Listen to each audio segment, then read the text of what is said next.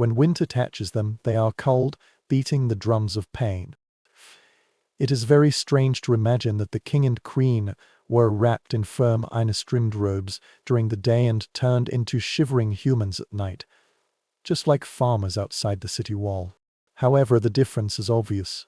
While the villagers huddled in single cabins to keep warm, the monarchs attempted to transform the cave minus-like ventilation rooms into warm and spacious sanctuaries. You smelled the smoke rising from the half-minus-dead fireplace. The flames flickered weakly, unable to resist the cold air seeping out of the narrow windows without glass. This is a fact about the castle that always amazes you. Lack of genuine insulation. No matter how thick the stone is, it cannot keep out the cold. It just absorbs it. When approaching the castle walls in winter, your pons will immediately feel the bone-minus chilling cold. Historians are still puzzled as to whether the monarch really slept better than his subjects or was merely pretending to live extravagantly. When your breathing makes the air on your face misty, is there any difference between a gilded canopy and embroidered bed sheets? Perhaps, but they also have symbolic meanings. The royal bed is more than just furniture. That was a throne placed horizontally. As you go deeper, you will hear the gurgling sound of water in the distant woods, and imagine a huge bed faintly appearing in a room above. None of these are the simple beds in modern life. They are platforms towering high above the ground, covered with strong mattresses, feather nails, wool blankets, and sometimes even bear or wolf skins. You realize that the bed itself has turned into a survival island in a frozen sea of stones. However, the draft never truly left. Curtains were drawn around the bed, not only to protect privacy but also to keep warm. The rustling of the heavy fabric and low voices on the bed enveloped the bed in a mysterious atmosphere. You might compare it to camping under layers of quilts, except that the quilts are woven by royal weavers, and these designs are a loud declaration of wealth. However, a strange idea makes you feel itchy. Even with silken brocade, the wet fur, sweaty body, and the smell of smoldering coal must be inevitable. Hygiene is not my strong suit. You imagine rolling around on the mattress, which is stuffed with feathers that have long been shattered into dust. When you move the weight of your body, small clouds will rise. Details that are often overlooked. Some kings pack up the entire bed frame like luggage when traveling. Imagine servants dragging carved pillars, canopies and mattress rolls from one stronghold to another, all to ensure that the king does not have to endure unfamiliar trays. The royal bed is a portable power source. The soundscapes have reassembled at the place where the monarch camped and are back by your side. A faint dripping sound came from the place where the snow melted in the crack. The wood moans in the wind. A low bark of a dog came from the courtyard below. Every kind of noise is amplified at night, making sleep unstable. No double-minus glazed windows, no sealed windows, no central heating, only the mountain of bedding and the fragile hope that the frame would burn until dawn. You lean against the door of the imagined room, feeling the iron latch cold under your fingers.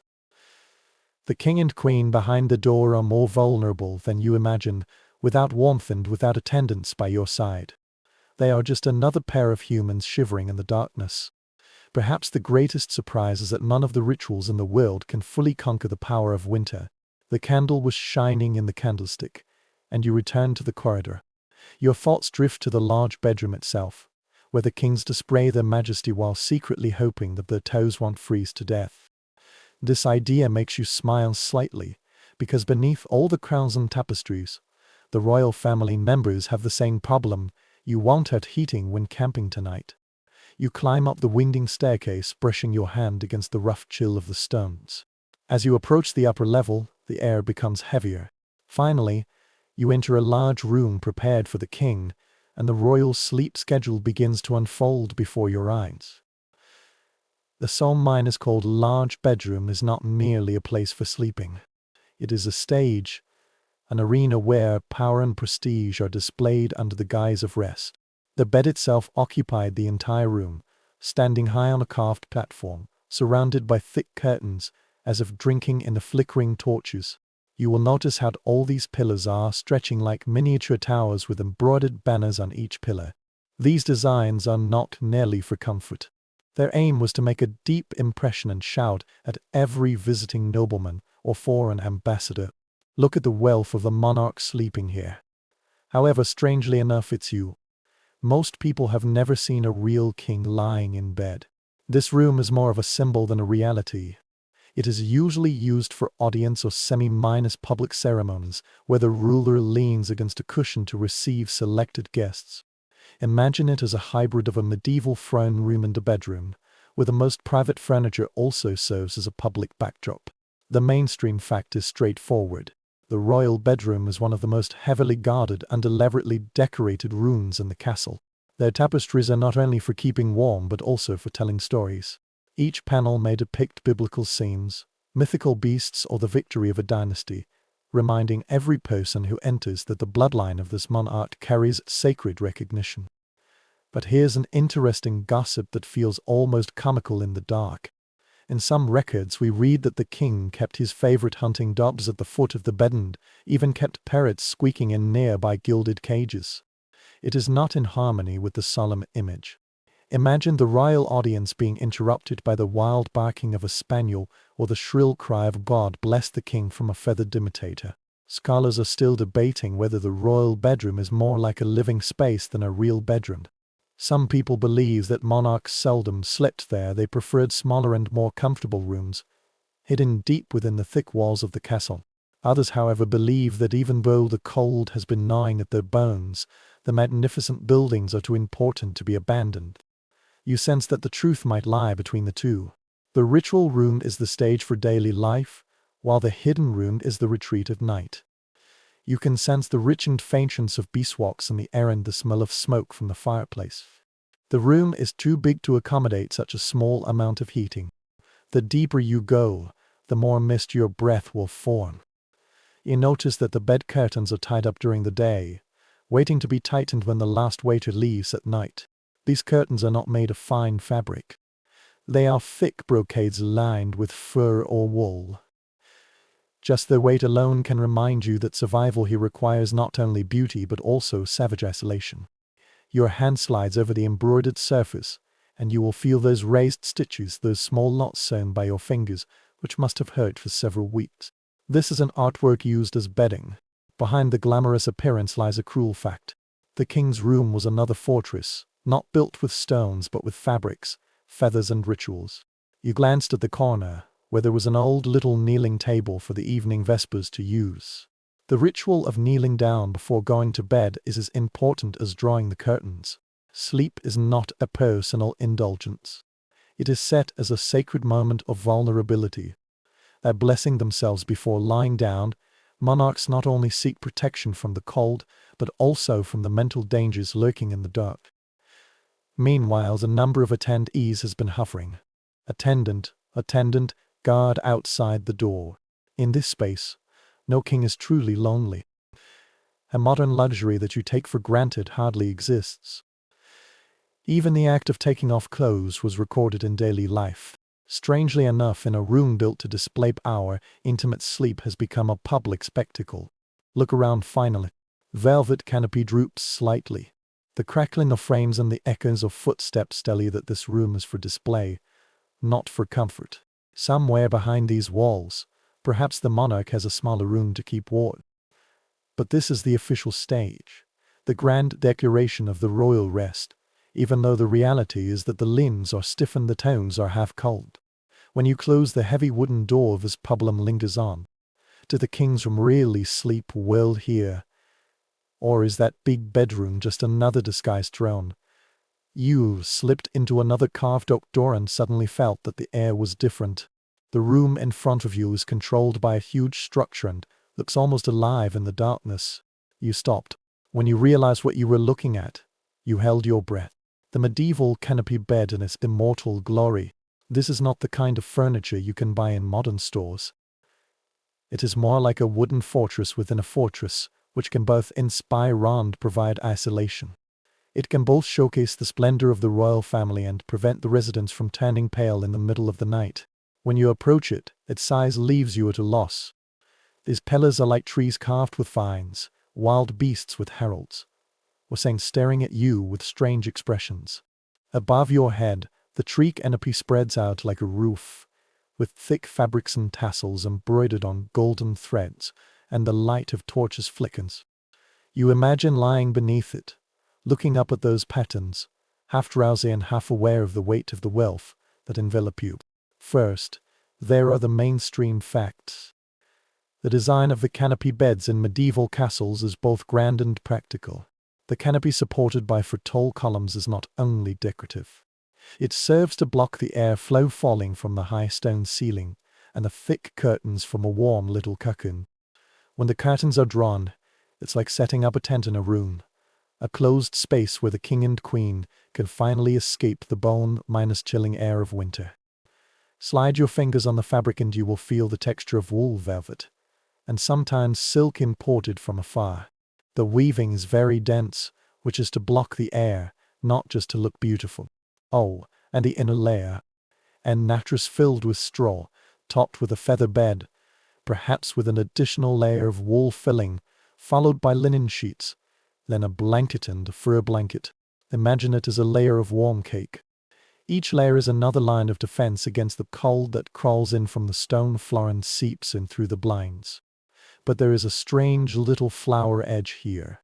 Some of the beds were so large and exquisite that the monarch had to take them apart and move them around during his travels. Imagine a group of servants dragging carved bedposts, embroidered curtains and bundles of mattresses through the muddy winter road, just to enable the king to sleep in a familiar and comfortable place several miles away. A bed is not furniture.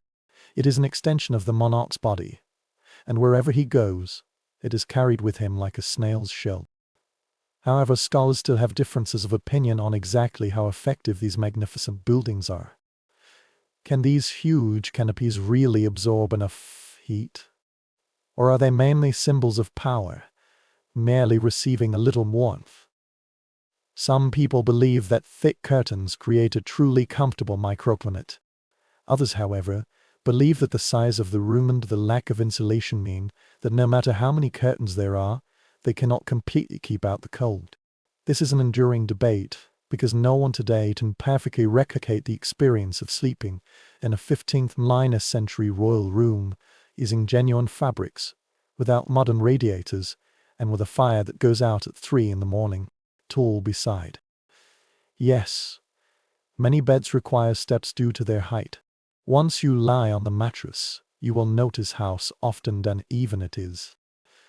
Down beds are luxurious, but they tend to clump up, and the linen sheets under fingers are even rougher than modern cotton sheets. You rolled over, and the fabric curtain dropped beside you, blocking out the wind from outside. This is a relief. Suddenly, the wind passing through your cloak stopped. The air in this small pocket was a little warmer, but still carried the curling smoke from the fireplace and the musk of fir. In your imagination, waiters are busy nearby. After confirming that the coal and the bed heater had completed their work, a servant pulled the bed curtain. Perhaps a maid placed another wolf skin on the monarch's feet. You heard the faint rustling of the receding boots, the clicking of the door, and finally the silence. This sense of isolation is powerful. You are surrounded by a cocoon, not only wrapped in fabric but also in a ritual. Think about its symbolic meaning.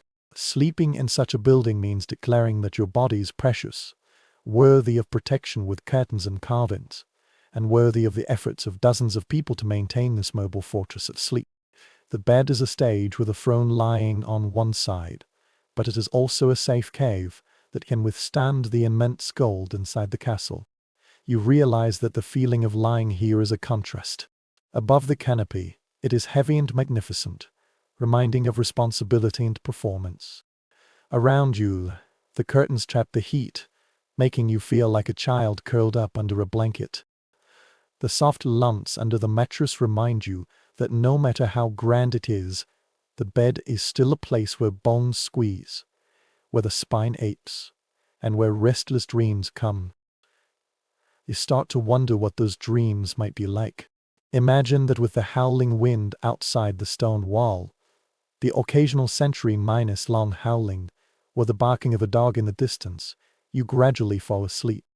Perhaps your sleep is uncomfortable, entangled by illusions of war, politics, or betrayal. The next morning, court officials will come to greet you one after another, and the bed where you have been trembling all night will serve as the backdrop for diplomacy. There is one thing lingering in your mind. Canopy beds are usually very precious and are included in the royal list along with jewels and crowns. They are family heirlooms, passed down from generation to generation, that were dismantled and rebuilt in the new castle. Some are even preserved in the form of fragments in today's museums, which is a powerful proof of the serious treatment of sleep art or sleep hallucinations by people in the Middle Ages. The flickering of the torch dimmed, and you were left in the nearly dark corner of the curtained space. The air was getting closer and closer, and your own breathing gradually warmed it up. You felt a strange combination of claustrophobia and comfort. Yes, you are blocked by the airflow, but you are also trapped in the embroidered wall. Imagine you lie here for hours, waiting for sleepiness to come, listening to every stream and every whisper of the castle at night. When you imagine it, you'll realize that the canopy bed is more than just furniture. This is the complete ecosystem for survival in the Middle Ages. Part 1. Part theatrical, part velvet and wood prison. Climbing in is an admission of one's own vulnerability. To display it is to display majesty. When you draw the curtain of your imagination tight, duality adheres tightly to you. Keep the storm out, hoping to wake up in the daytime rather than in the eternal darkness that people often feared in the Middle Ages. You dragged your feet along the corridor, listening to the soft toes of your boots hitting the stone slabs. Another door faintly appeared ahead. When you pushed it open, you immediately realized that this was not a private refuge. Compared with the large room you left, this one is very wide, with a low ceiling and more than one bed inside. A kind of existing silence lingers here, as if there were once voices whispering in the dead of night. This is a shared sleeping space, and this arrangement will shock your modern sense of privacy. Very simple. In the Middle Ages, royalty and nobility seldom slept alone in perfect seclusion. The large bedroom can accommodate the king's large bed, but on its tracks there are smaller beds, trays or carriage beds for courtiers, attendants for popular guests to use. Imagine that when someone is lying a few feet away, you are trying to fall asleep, steady breathing or snoring like a trumpet. The idea of providing a private bedroom for everyone is modern. At that time, whether with family members, servants or servants, sleeping together was not only very common, but also expected. You can imagine it very clearly now. A huge royal bed with curtains occupied the center of the stage. On both sides, the narrower beds are pressed against the walls. This could be a popular knight, a private secretary, or a noble companion who needs to visit immediately at dawn. The servants often spread out trays on the floor near the fireplace and were grateful for any warmth they could grasp. This room turned into a patchwork of sleep, with a pile of corpses crammed into a well-minus ventilated room. However, there is a strange detail here that will make you smile. In some records, tourists wrote that they were startled awake when a royal dog jumped onto their beds, or when the waiters whispered to each other long after midnight. Imagine that half of the business in this kingdom is just muttering to oneself in bed, like the dormitories of a boarding school, except that the stakes are political alliances and international treaties, not stolen sweets. Historians are still debating just how intimate these common arrangements were. Some people believe that the king and queen can endure intimate company every night, and the cold in the castle needs the warmth of the group. Others, however, believe that these arrangements are situational and more for the needs of travel or etiquette. The evidence is alluring but incomplete. Is the royal bedroom more like a crowded tent? Or when monarchs truly needed to be alone, did they sometimes hide in smaller, more secluded rooms? You stroked one of the small wooden bed frames with your hand and noticed that it was very simple compared to the huge canopy you had left earlier. The wooden boards are rougher, the covering is thinner, and the sense of nobility is completely absent. However, from its own perspective, the small bed is of vital importance. Imagine that as a private attendant, You are ordered to sleep in a place where you can hear, so that if the king calls you in the dark, you can respond immediately. The vigilance has never ceased. The air here feels even more intense, exuding an air that can hardly be called that of an emperor. The damp walls, smoke, and the presence of people interweave, creating an atmosphere that is both intimate and suffocating. You can imagine the scene at that time, the servants whispering to each other until the attendant ordered silence. The cracking sound of embers in the fireplace, the coughing sound of someone curled up on the floor asleep, here is not silence, but a kind of public whisper, a background hum of life within the stone wall. This common aspect tells you something profound. Even in the royal family, at the most vulnerable moment, the boundary between the ruler and the subjects became blurred. Sleeping in the same room is to share humanity, acknowledging the need for warmth, companionship, and vigilant protection. The bedroom is not a lonely fortress. This is a dependent hive. The people can't help laughing at how embarrassing this might be. Imagine the king tossing and turning, half asleep and half awake, muttering to himself, while the courtiers lying a few feet away pretend not to hear, while the queen getting up in the middle of the night to pray, with the maidstans waiting, their eyes moving blurred. Whether they like it or not, this is part of the night ritual. You thought of the symbolic weight again. The presence of multiple beds marks hospitality and hierarchy. Being invited to sleep in the royal room is not only convenient but also an honor. You are trusted to the point where you can get close to the monarch's most private places. At the same time, you are also trapped, showing off all the time and anywhere, never having any obligation. The atmosphere becomes even more lively when you imagine yourself sliding into these small beds. The mattress was uneven and the straw under the linen she trustled. Lunch does not refresh you, it does not energize you. It rubbed against your skin and made it itchy, but it was very popular in the night air. Passing through the room, you can hear the sound of the heavy curtains on the royal bed being drawn from an adult cocoon. Outside the curtain, all you have left is the humming whisper and the wind sneaking in through the tightly closed window. It sounds strange that some nobles even deal with trivial matters in bed. Imagine a courtier half-minus sitting on his lap with parchment, scribbling notes by the candlelight, while another courtier dozes off beside him. The boundary between the workplace and the bedroom has blurred to an absurd extent. This room is an all-day office, a cemetery and a sanctuary. The longer you think, the richer the academic debate will be. Is such an arrangement practical in a well-ventilated castle? Or is this a political drama reminding everyone of their dependence on the king? Some people think both exist. A compromise between warmth and control. For you, standing in the ghost of this room seems undeniable. Sleep in the Middle Ages was woven with power, loyalty and necessity. You let your imagination fly further. It's late at night. The flames gradually dimmed and turned into scorching embers, and the room was filled with steady breathing sounds. Whether awake or lying down, staring at the silhouettes of the tree crowns in the darkness, knowing that the king might speak at any moment, everyone here would jump out of bed. This is not rest in the modern sense. This is more like a state of preparation disguised as sleep. When morning comes, the room will come alive again. The servants folded the blankets, the courtiers straightened their coats, the monarch stretched his body under the fur, and the attendants drew the curtains.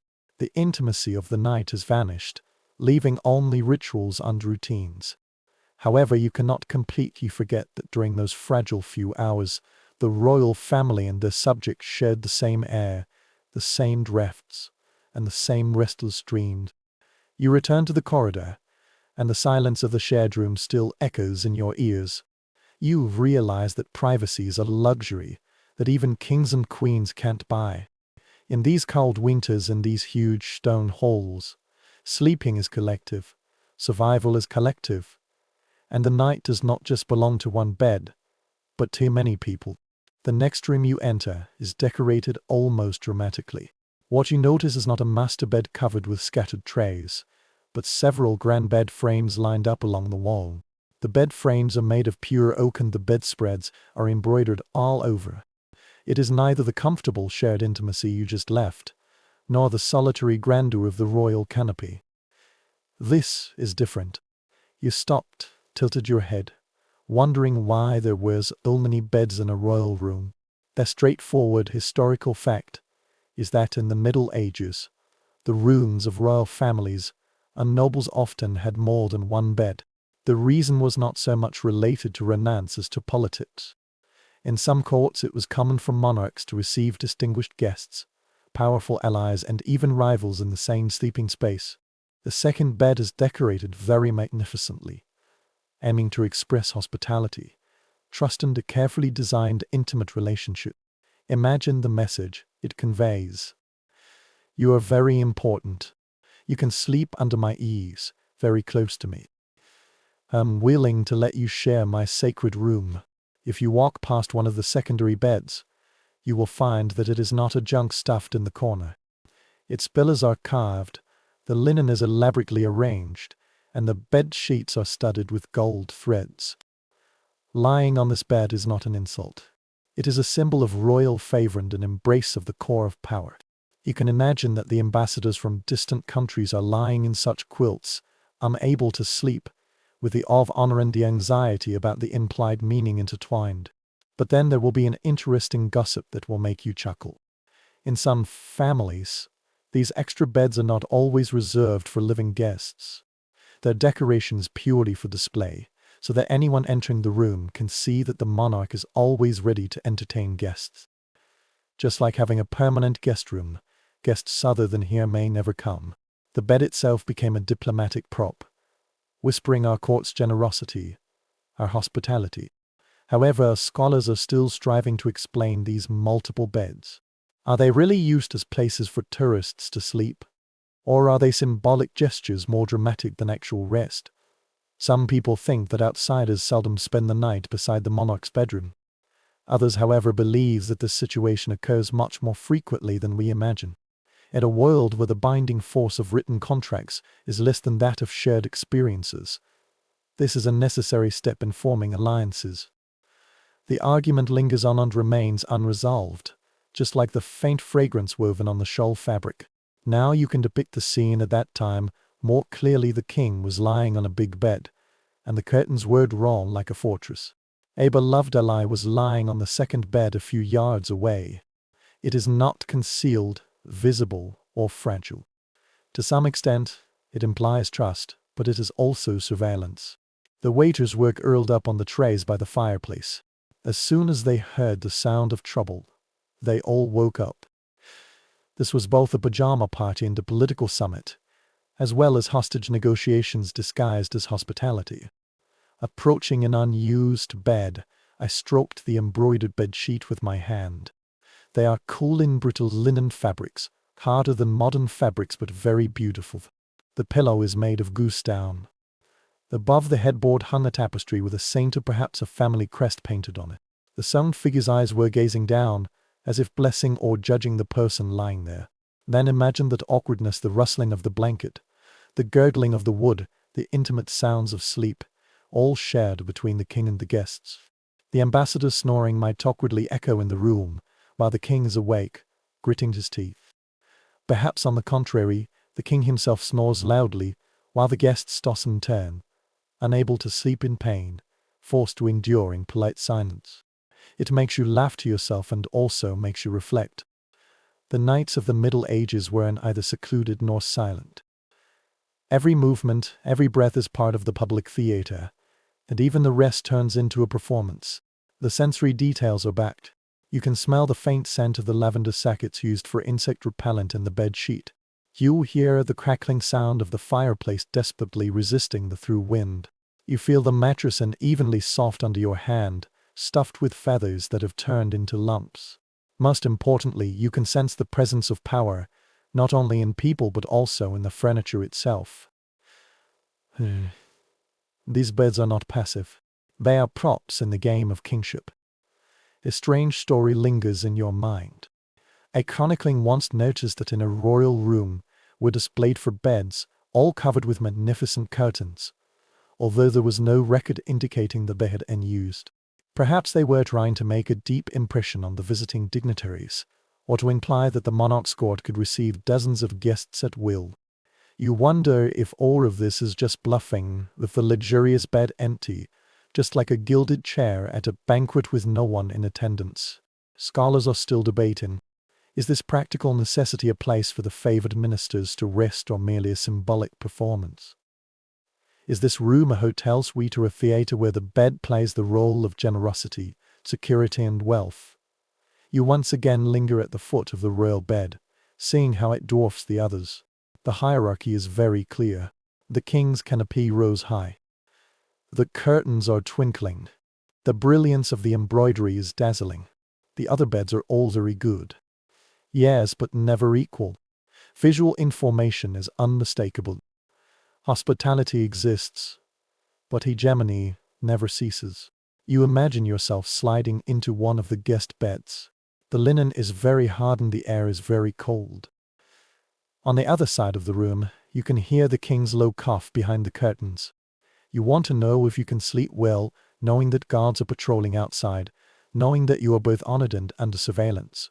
The more you think about it, the more you will realize that the beds in medieval castles were not just for comfort. They are about choreography. Who was placed there, who was seen, who hid behind the curtains, and who slept closest to the royal family. These decisions might change the alliance, consolidate friendship, or trigger jealousy. The arrangement of one night may affect years of politics. So you took one last look and left the room. The bed was neatly made, as if waiting for someone who might never come. You should understand that in this frozen castle, the stone walls are cold, the fire in the fireplace crackles, and even the act of sleeping has been woven into the dance of politics and power. The corridor bends again. When you enter a room filled with shelves and boxes, you will feel the air is cool. At first glance it may not seem as impressive as a grand canopy room, but your eyes will soon be drawn to piles of neatly stacked fabrics in the corners, folded on the benches, and hung on the shelves to dry. This is the world of wool and fur, the nameless heroes sleeping in the Middle Ages. Here, textiles are not merely for decoration but for survival. A care detail in the existing records, the number of layers of bedding is astonishingly rich. The king and the queen do not need to rely on a blanket to get through the night. Instead, they covered themselves one by one with wool sheets, pleated quilts and thick quilts until their weight crushed them. Each layer can insulate more effectively. Each new piece of fabric serves as a barrier between the royal body and the cold air rolling down from the stone walls. Touch these blankets with your hand and you will immediately notice their rough texture. It's a bit scratched, but it's woven very densely, thickly and practically. Warmth does not come from softness but from weight and insulation. Down there, imagine a donkey stretching out. It could be a fox, a wolf, or even a human. If you want to show off your wealth, the scent of the fur faintly exudes the aroma of earth and musk, reminding people that they were once living creatures but are now forced to serve comfort. Strangely enough, some records tell us that fur was sometimes borrowed from ritual cloaks and reused at night. Imagine the queen sliding down her coronation robe, not for splendor but for warmth. To modern people this sounds almost absurd, but in a castle where the wind is wriggling like an invisible snake.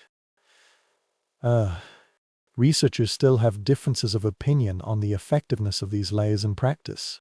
Some people think that when you stack 4 or 5 thick blankets together and cover them with fur, the warmth will be more than enough. If the fire in the fireplace is still smoldering, it can even be suffocating. Others, however, believe that the large amount of cold air seeping in through the blinds and chimneys means that the heat dissipates almost immediately, and around family members are wrapped up, but they have never truly felt comfortable. The question is, are these layers sufficient? Or were the king and queen's fingers still stiff from the cold when they were awake? In your mind, you are sitting on the edge of such a bed, dragging the first woolen blanket to your chin. The weight presses on your chest, strangely reassuring, as if anchored in the night. Another layer is on top, heavier, with patterns featuring embroidered borders to indicate identity. Then there was the thick fur, almost suffocating. When the final covering is spread out, you will feel as if you're wrapped in fabric. Comfort, yes, But there are also constraints. Flipping must be a clumsy move, requiring the movement of dozens of pounds of material. Then there are the scents: the linseed oil left over from unprocessed wool, the faint must from animal skins, and the smoky perfume absorbed from fire. You took a deep breath and realized that medieval sleep had its own smell, a mixture of earthy and pungent scents, far removed from the sterile aroma of modern laundry detergent. Some chronicles retain a strange little detail, mentioning that bedspreads can also be stuffed in the seams with herbs: lavender, rosemary, or chamomile. This is not merely for the pleasant fragrance, but for the health benefits of purifying the air and preventing diseases. Imagine a waiter shaking a blanket in the morning and smalt wigs dropping to the ground. This is a subtle ritual that is both hygienic and superstitious. Are also very important. These are not ordinary covers but works of art. The quilt is embroidered with the symbol of the dynasty, the fur is edged with silk, and the wool quilt cover is embroidered with patterns, aiming to leave a deep impression on the tourist. Sleep is a form of survival, but it is also a drama, and every blanket plays a role in the performance. However, this question still lingers in your mind. Can all these layers really wipe away the cold burns of the stone room in January? Some scholars believe that these layers work very well, generating some trapped air, just like the original version of a down quilt that insulates heat. Others countered that the scale of the cold even defeated the heaviest furs, leaving the monarchs tossing and turning, even though they had textile fortresses.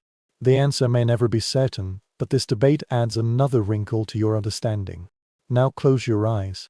You feel the weight of these layers pressing down, the heat gradually accumulating, and the class T, if you element terrifying sensation of being wrapped up like a child.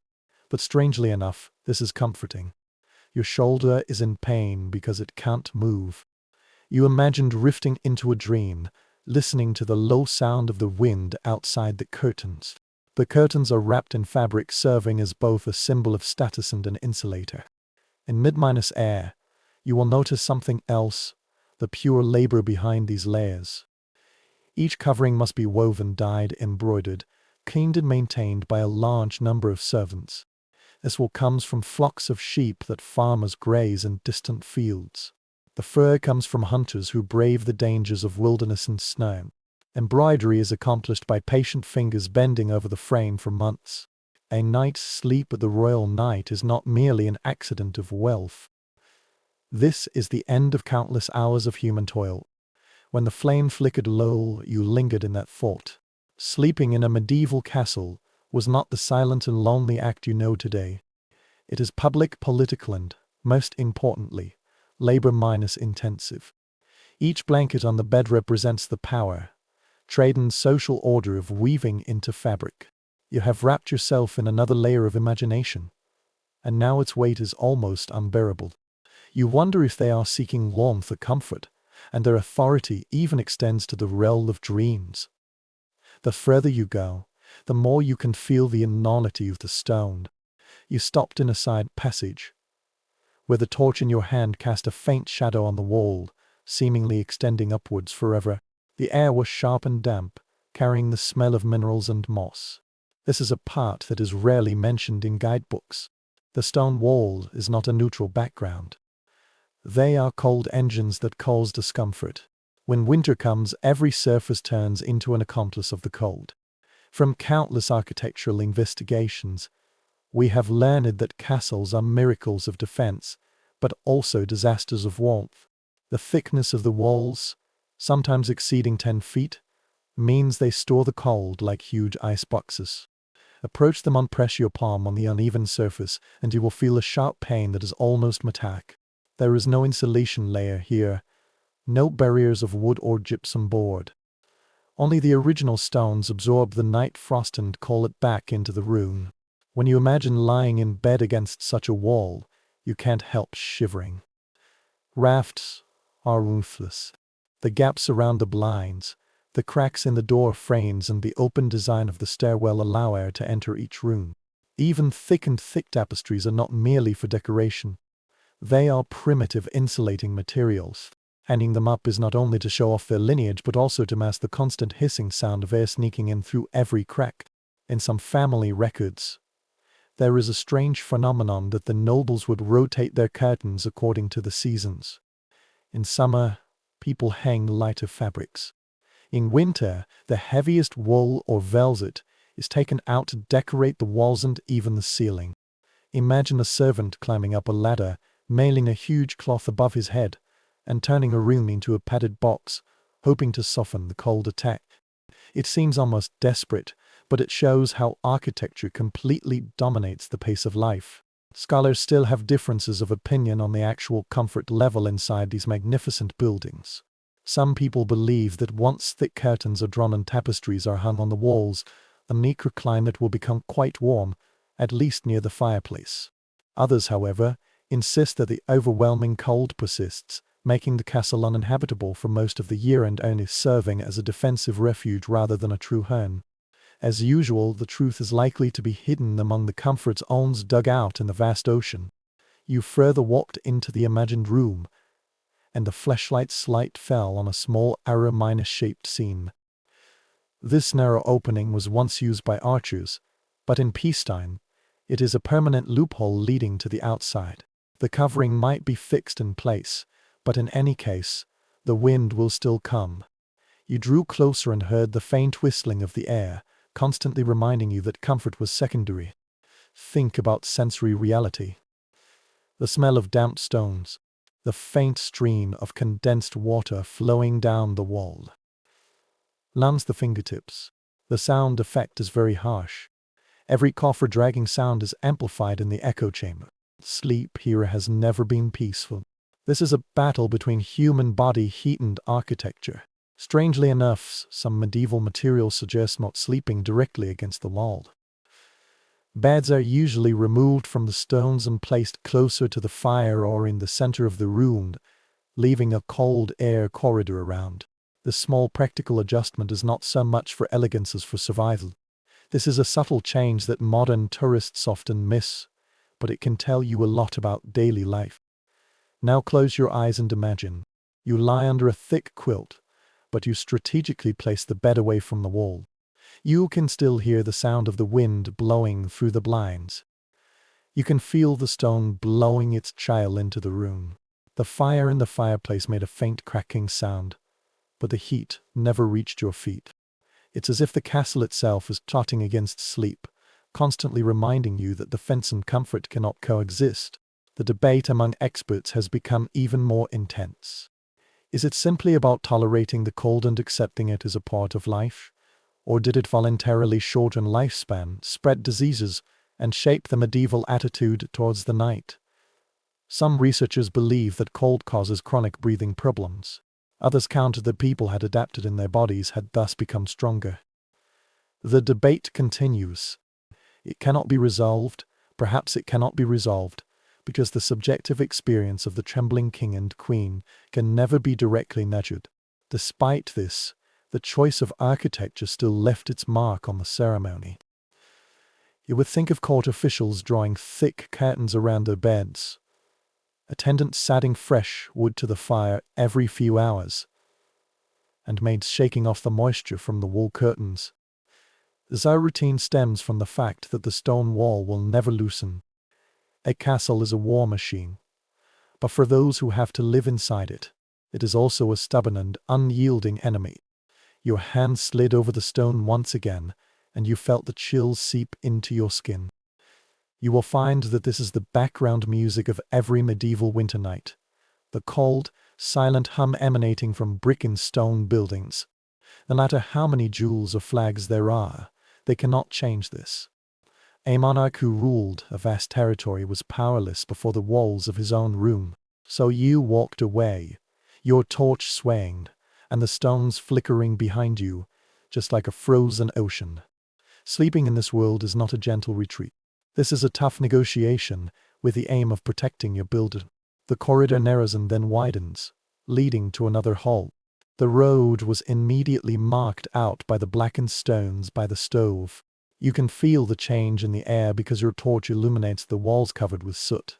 This is the warm heart of a medieval secret chamber, or at least it attempts to be. The fireplace and brazier were the queen's first line of defense against the long and hard winter nights. One thing we can determine from the architectural remains is that fireplaces became a standard feature of Heim-Eines-End rooms in the late Middle Ages. Before this, heating relied on the central fireplace. The flame spread across the floor of the hall, and smoke escaped from the rough vents or simply flinted until it seeped through the rafters. When the great castle reached its peak of splendor, the royal rooms had wall-mounted fireplaces, and the chimneys were designed to draw smoke out. These rooms feature carved mantelpieces and elaborately decorated stone carvings, which look impressive, but the warmth they offer is often laughable. Come a little closer and you'll notice how the flames dance but never roar. The fireplace was wide, but the wind coming out of the chimney sucked most of the heat away directly. You stretch out your hand and find your palm very warm, but take a step back, and the cold wraps around you like a cloak.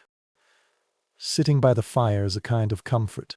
Lying on the bed opposite the room is still a gamble. Strangely enough, some monarchs used portable fire basins, which were metal bowls filled with burning coal and could be moved closer to the bed.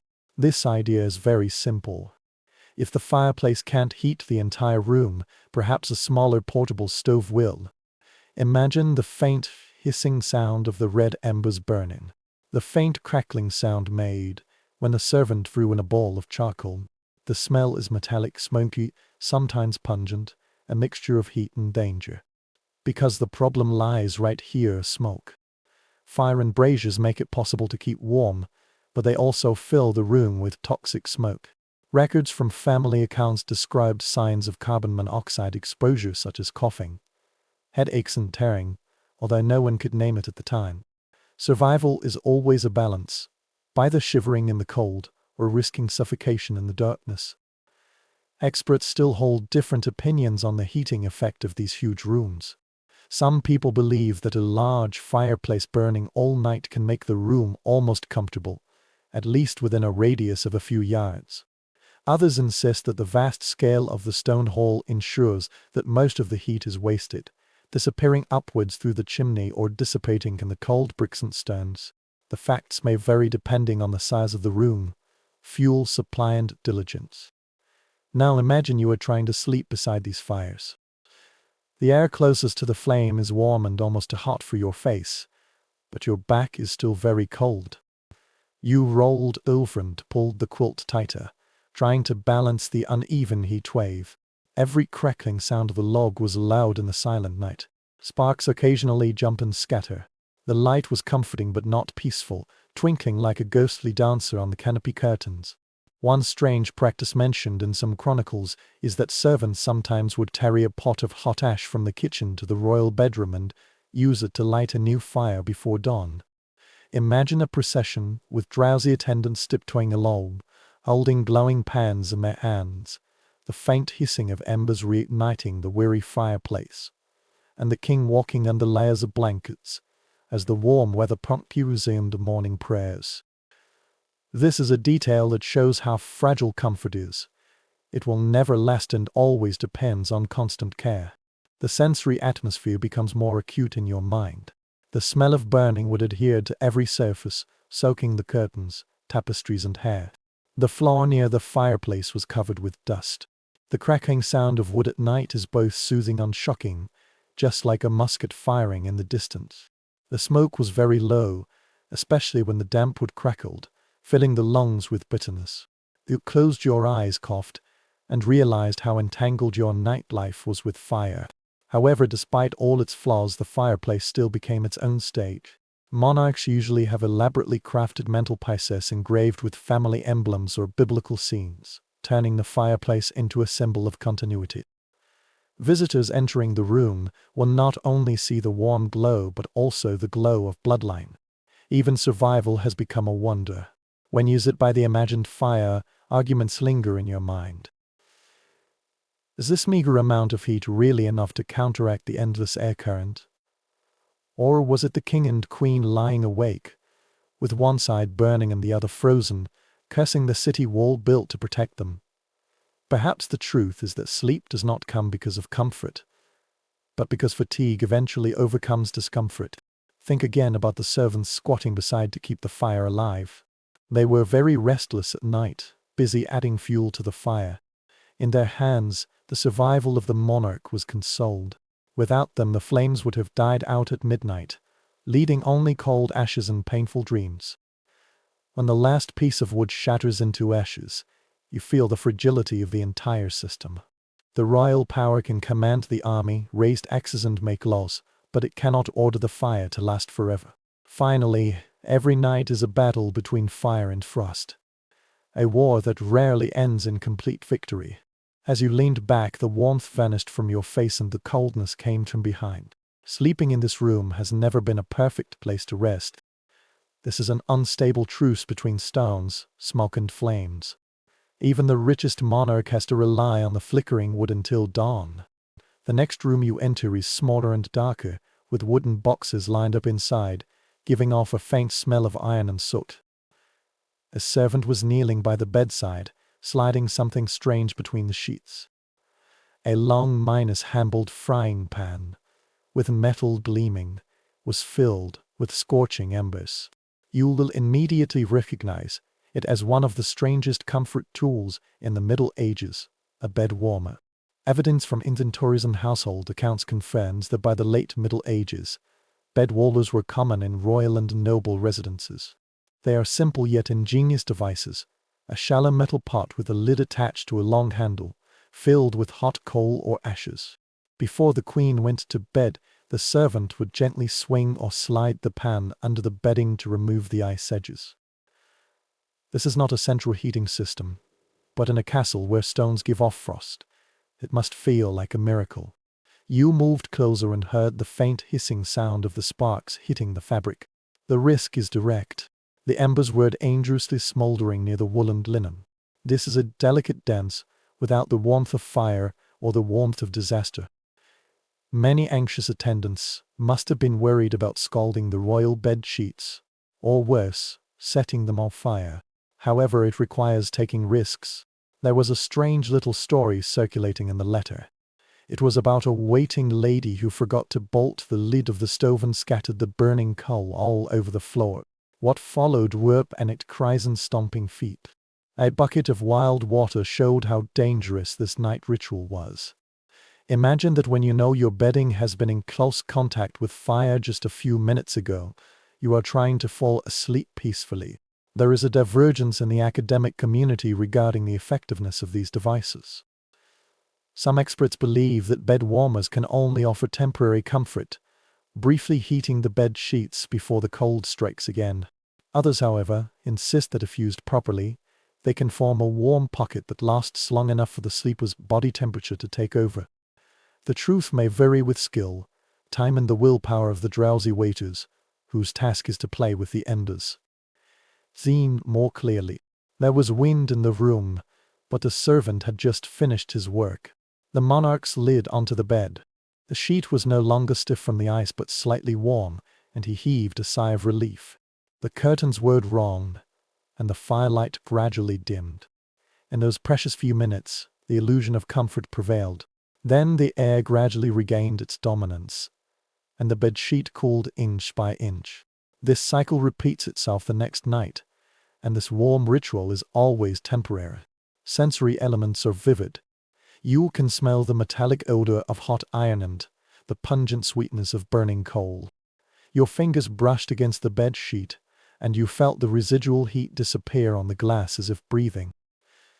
The sound of a frying pan gently rubbing against the bed frame echoed in the quiet room.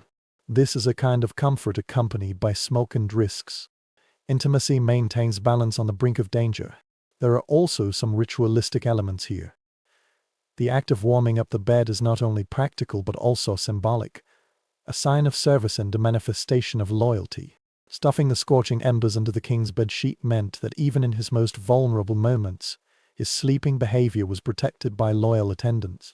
The monarch lies in warmth, not only because of technology, but also because of people. What are the servants? Imagine that their hands are calloused and charred from using these devices night after night.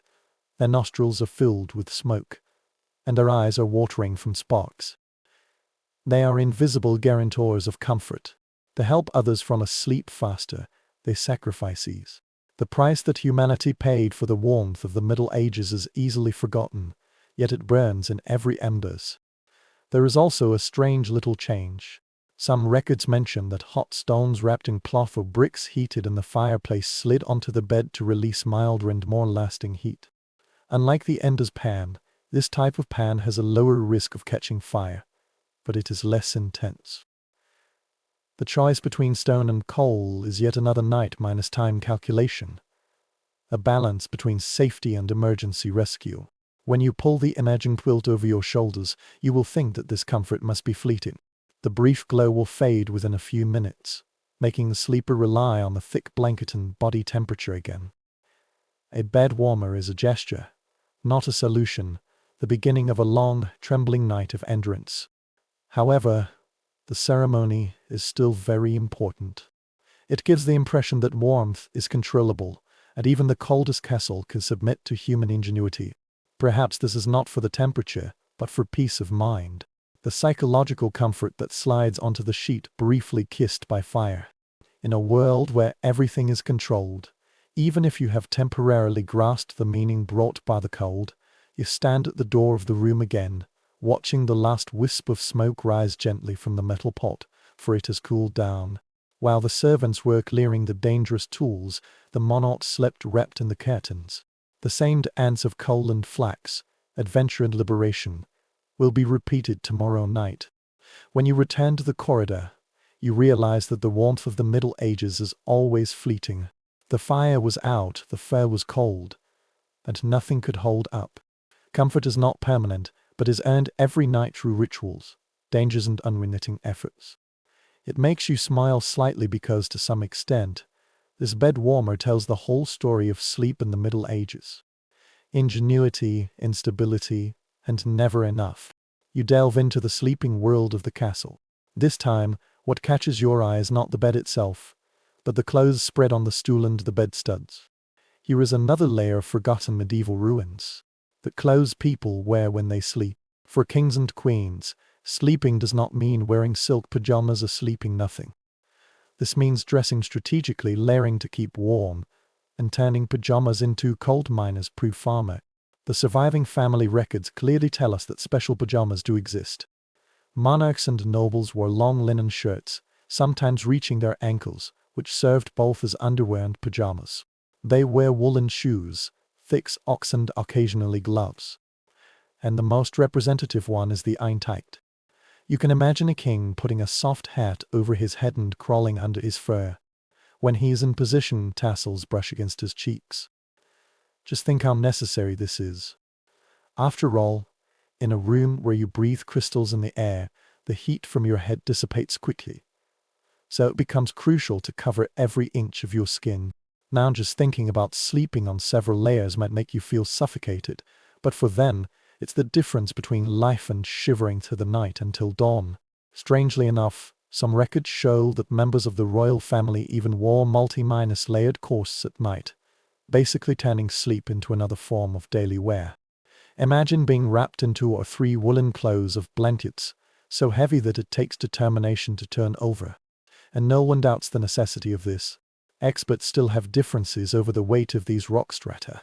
Some people believe that under the protection of the fire and tapestries, monarchs might be able to cope with it simply by wearing plain evening gowns. Others insist that in order to withstand the cold, they must dress up in finery, and sometimes even pull their cloaks over their shoulders. The debate continues due to sporadic descriptions in the list and letters. The fact is likely that the situation of each castle is different, from a painful January to a mild March. Another peculiar detail is the fashion of the einteicht. They are not only practical, but sometimes also very distinctive, with initials embroidered on them or decorated with fine stitches. Imagine the strange sense of intimacy when the queen takes off her jeweled crown at night and wears only a simple woolen hat. This is a reversal that strips away grandeur but exposes fragility. You smile, imagining half a European ruler snuggling up in bed, looking like a child from a Christmas play. When you imagine yourself wearing these clothes, you feel that the image becomes clearer. Linen shirts are very hard at first, but then they become soft as they stick close to your skin. The wool socks are a little scratched, but they can protect your feet from the cold bed sheets. This hat can warm your scalp and mask the sounds from the rooms around you. You feel like you're tied up, almost wrapped up. When you lie on your back, the thick fabric gently presses on your limbs, just like a cocoon, resisting the merciless cold. There are also some psychological factors here. Getting dressed and going to bed is a transitional signal, marking the boundary between the daytime rituals and the fragile rest of the night. Even kings and queens need to conclude their rituals, wash their hands, pry and put on their pajamas. At Einticht, though small, symbolizes the last step towards vulnerability. Some letters from the 15th century even described noble families presenting exquisitely made evening gowns as gifts. At first glance, it seems strange, but when you take the climate into account, it makes sense. A beautiful embroidered linen robe is not only fabric, but also warmth, security and intimacy. Sleep itself has been commercialized and turned into a currency for expressing affection and feelings. There are also some humorous moments. The chronicles sometimes mention that when court officials hurried through the corridors in the night and were awakened by the alarm or a sudden visit, the servants would smile quietly. Just imagine how insulting this is. A duke, dressed in a linen long shirt, galloped past the stone miners-built hall, trembling all over, trying to appear dignified. Even the most powerful men and women can only wear underwear in the cold and darkness. The debate among researchers is still ongoing. Are these layers purely practical? Or do they also have symbolic meanings? Some people believe that elaborately embroidered evening gowns are even for showing off status in private, while others think that they prove that even members of the royal family cannot escape the humble necessities of human life. Perhaps the truth is that both are present. Pajamas can keep you warm, but they also reminded everyone, whether a monarch or a servant, that even in bed, status must be sewn into the fabric. Now imagine yourself climbing onto a bed with curtains. Your body is wrapped in wool, linen and fur. Your head is tucked under the hat. You moved once, twice trying to find relaxation under the heavy pressure. You breathe into your hands and warm them up through the fabric of the gloves. Your skin is pricked by the itching of the wool. Your breasts are tightening layer by layer. Yet you are grateful, for without it, the cold would not come until dawn. Torches swayed in the corner, casting their shadows on a pile of discarded cloaks and boots. The attendants quietly withdrew, leaving only the rustling of the fabric as the queen turned over in bed. For a moment, the world felt calm, wrapped layer upon layer, wrapped by curtains. The king, or queen, is asleep. Many realize that walking gently back to the hall, medieval pajamas are more than just clothes. They are sewn and woven shields, tightly pulled, resisting the endless winter atmosphere within the castle. In this peaceful time, crowns and scepters are meaningless. Survival depends on socks, gloves and simple nightcaps. The next room you enter is even more magnificent, though not because of its bed or hanging decorations. This room exudes power in another way. Standing in the shadows are people in beautiful uniforms. They are quiet and motionless, and their presence is beyond doubt. These are the attendants, the guardians of the royal family's privacy, the gatekeepers who approach the bed. You can immediately sense that this is more than just a bedroom. This is a stage of continuous negotiation, with the entry being precisely controlled. From official records and port manuals, we know that the bedroom is one of the most restricted spaces in all castles. The safety of the monarch depends on this. Only a few trustworthy attendants were allowed to pass through that heavy door, and each had a specific duty. The Minister of the Interior manages entry and exit. The groom on the stool supervises his personal necessities. The attendants took care of the clothes or made the fire, while the guards stood outside carefully. Together they formed human shields in the most vulnerable part of the royal family. Think about the vulnerability of sleep. Although the king and queen had crowns and armies, once they closed their eyes, they were completely unprepared.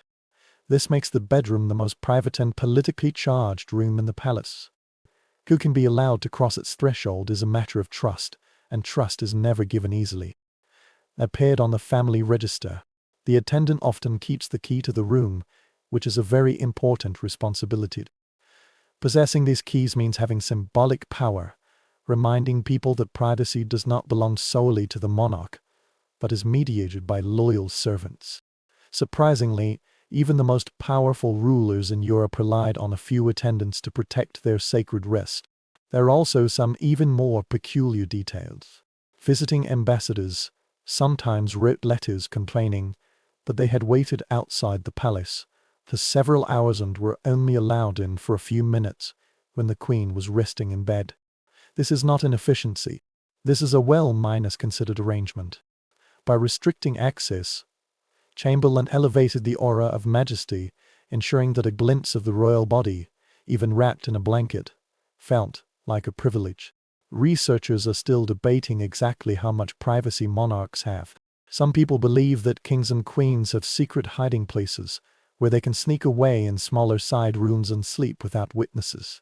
Others, however, believe that the sleep of almost all members of the royal family is subject to some form of supervision, with attendants always by their side, ready to act at any time. Due to the lack of existing evidence, this debate continues, allowing you to imagine all kinds of situations, from the loneliness of being stolen into a secret room to a life that is always on display. Close your eyes and imagine the daily routine every night. Before going to bed, the queen would have her clothes taken off by her attendants. Layer upon layer of clothes were carefully taken out, folded and stored. The attendant should make sure the bed is ready, the quilt is covered and the bed is warmed up. Once the monarch climbed under the curtain, the attendants would extinguish the candles, pray in a low voice, and then retreat to the tray by the door. The room fell silent, but it was never completely quiet. A moving boot and a pile of armor remind you that you are never alone. Sensory experience is complex. The heavy wooden door slammed shut, but you could still hear the faint whispers of the guards in the corridor. When the waiter bowed and left, the rustling of the fabric was the last sound before going to sleep. The air was filled with the smell of beeswax and ashes.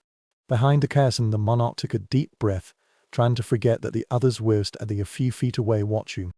An interesting little episode survived from the court chronicles.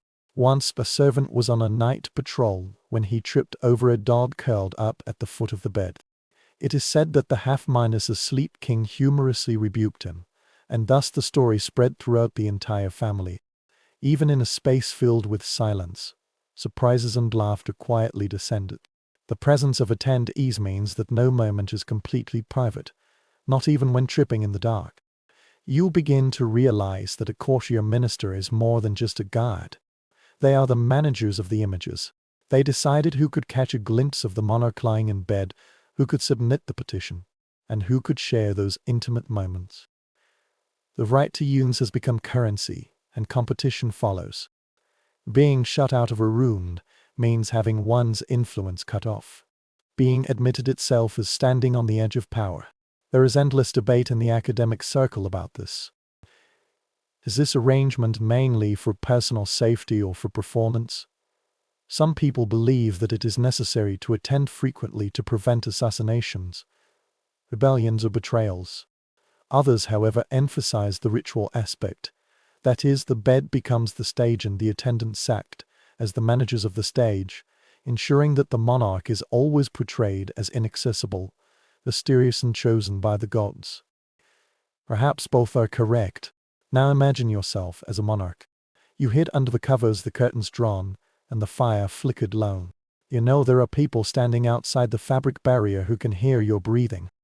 They will jump up when you first hear the cry for help, but also under surveillance. You are safe, but never free. It is a mixture of peace and confinement, comfort and unease. Morning came and the ceremony was reversed. The servant drew the curtain, dressed you and brought you a basin for washing. The bedroom has once again transformed from a private refuge into a public theater. We can't separate the two. The place you dream of is also a place for power negotiations, whispers and displays. But the lesson was still on you. Kings and queens in the Middle Ages never slept alone as you might think. When they sleep, there are people watching over them, looking after them and observing them. Privacy is an illusion maintained by curtains, while trust is strengthened by attendants holding keys. Paradoxically, the monarch's most private room is one of the most politically charged spaces in the entire castle. You gently walk into the next royal room. It looks very familiar. A large bed with velvet curtains, the fire in the fireplace hissing, and tapestries hanging on the wall. But something in the atmosphere is different. The air feels heavier and more charged. Here, the bed is not merely a place to rest. This is a stage where intimacy, secrecy, and politics merge into one. Contemporary chronicles clearly show that the beds of the royal family often also served as meeting spaces. Parliaments are sometimes held in these chambers. The Queen leaned against an embroidered pillow while the advisors gathered together. In your opinion, discussing treaties half-minus wrapped in a blanket might seem strange, but for the rulers of the Middle Ages it made sense. The bedroom is the most private and secure room in the castle, guarded by trustworthy attendants. If one needs to whisper, negotiate alliances, expose betrayal, or bestow favors, the royal bed is an ideal table. Imagine this scene. The king propped himself up under the tree canopy. The courier sat on his law or even leaned against the edge of a mattress. When they were discussing strategies, their voices were deep and tense. The crackling of fire mingled with secret whispers, and each word carried weight. The initial bedroom moment turned into a council room, and the intimate relationship magnified the risks. A well-supported example comes from the French court, where ambassadors were sometimes directly allowed to enter the royal bedroom for an audience. They describe the experience as both flattered and disturbing. It is an honor to be so close to the king when he lies in bed, but it also blurs the line. Is this an informal contact or a drama intended to disarm the visitor? Ambiguity is part of power. There are still some even stranger details. The maids' letters described that they would occasionally chat in bed until late at night. The court officials were running around like students who were gossiping. The secrets were exchanged. Rumors ferment in the whispers of yawns, and the alliance is being tested. You can almost hear the suppressed laughter behind the curtains, the hurried silence when the waiter comes in, and the sudden return to sleep. Experts hold different opinions on how much of this intimate relationship is intentional and how much is merely for practical purposes. Some people believe that monarchs deliberately use their beds as a stage to blur boundaries while maintaining authority and projecting an approachable image. Others, however, believe that this is a natural outcome of the cramped living space, with scarce privacy, and the walled room naturally becomes a meeting point. In any case, the symbolic meaning endures. Those who are allowed to enter the royal bed stand in the innermost circle. Now imagine yourself in that circle. You sat on a small stool, the fire flickering on your face, and the queen leaned against a cushion embroidered with golden lines. Her hair was loosened, her hands were crossed on her knees, but her voice was calm and dignified. She asked you for your opinion on war or a marriage. Suddenly, you realized that the decision being made in this quiet and dim room would affect the entire kingdom. This intimate relationship makes gravity even stronger. Then came the strangest scene: a royal bed, not serving as a private retreat but as a platform for ritualized diplomacy. Sometimes tourists are also invited to witness the queen getting up in the morning or going to bed at night. A ceremony that combines intimacy with grandeur. Imagine you walk into a room and watch your ruler sipping fine wine before going to bed, or reciting prayers while the waiter sets the pillows. This may seem like an absurd individual act, but it is a carefully planned act of power. By sharing these private rituals, monarchs bound the courtier tighter and reminded them of their own dependence. There is a strange story about a visiting ambassador who was completely at a loss when invited to talk to a king who was half asleep and half awake. It is reported that the man stammered out his information, not sure whether he was bowing, kneeling, or sitting by the bedside. This is almost comical, but it highlights the strange collision of vulnerability and authority at these moments. The sensory world of such a room is intense. The bed curtains locked in the sense of woolen perfume. The fire was crackling with sparks. The air is both warm and tense, making people feel heavy. You hear whispers on the floor, the rustling sound of the fabric when the court officials moved restlessly on the stool. The monarch's voice was drowned out by the pillow and pierced through the silence. Every detail intensifies the feeling that the bed itself is a disguised throne. Historians are still debating whether this mixture of sleep and politics weakened or strengthened the authority of the royal family. Some people think this is a dilution, making the monarch seem too humanized and too fragile. Others hold the opposite view, believing that deliberately blurring boundaries magnifies the sense of mystery and leaves outsiders out of balance forever. So many ambassadors wrote to describe the strangeness of being allowed into the bedroom, which indicates that it worked as expected and left an unforgettable impression. Now you hide behind the curtains yourself, lie on the mattress, and wait for the last batch of attendants to leave. You feel the dent in the place where the consultants just sat, and their words still echo in your ears. The flames burned very low, the conference hall became quiet, but the weight of politics still lingered on the fabric. Even in sleep you can't escape it. Tomorrow such a cycle will repeat itself. Advice by the bedside, whispers by the pillow, decisions made in the fragile space between rest and wakefulness. You walked back to the corridor, and the sound gradually faded from your memory. You realized something profound. In the Middle Ages, there was no true boundary between politics and the individual, etiquette and the private. Even the bed, this most private refuge, is the stage where power plays its role. Now you bend down along the corridor to a side wing of the castle, which feels less ceremonial and more practical.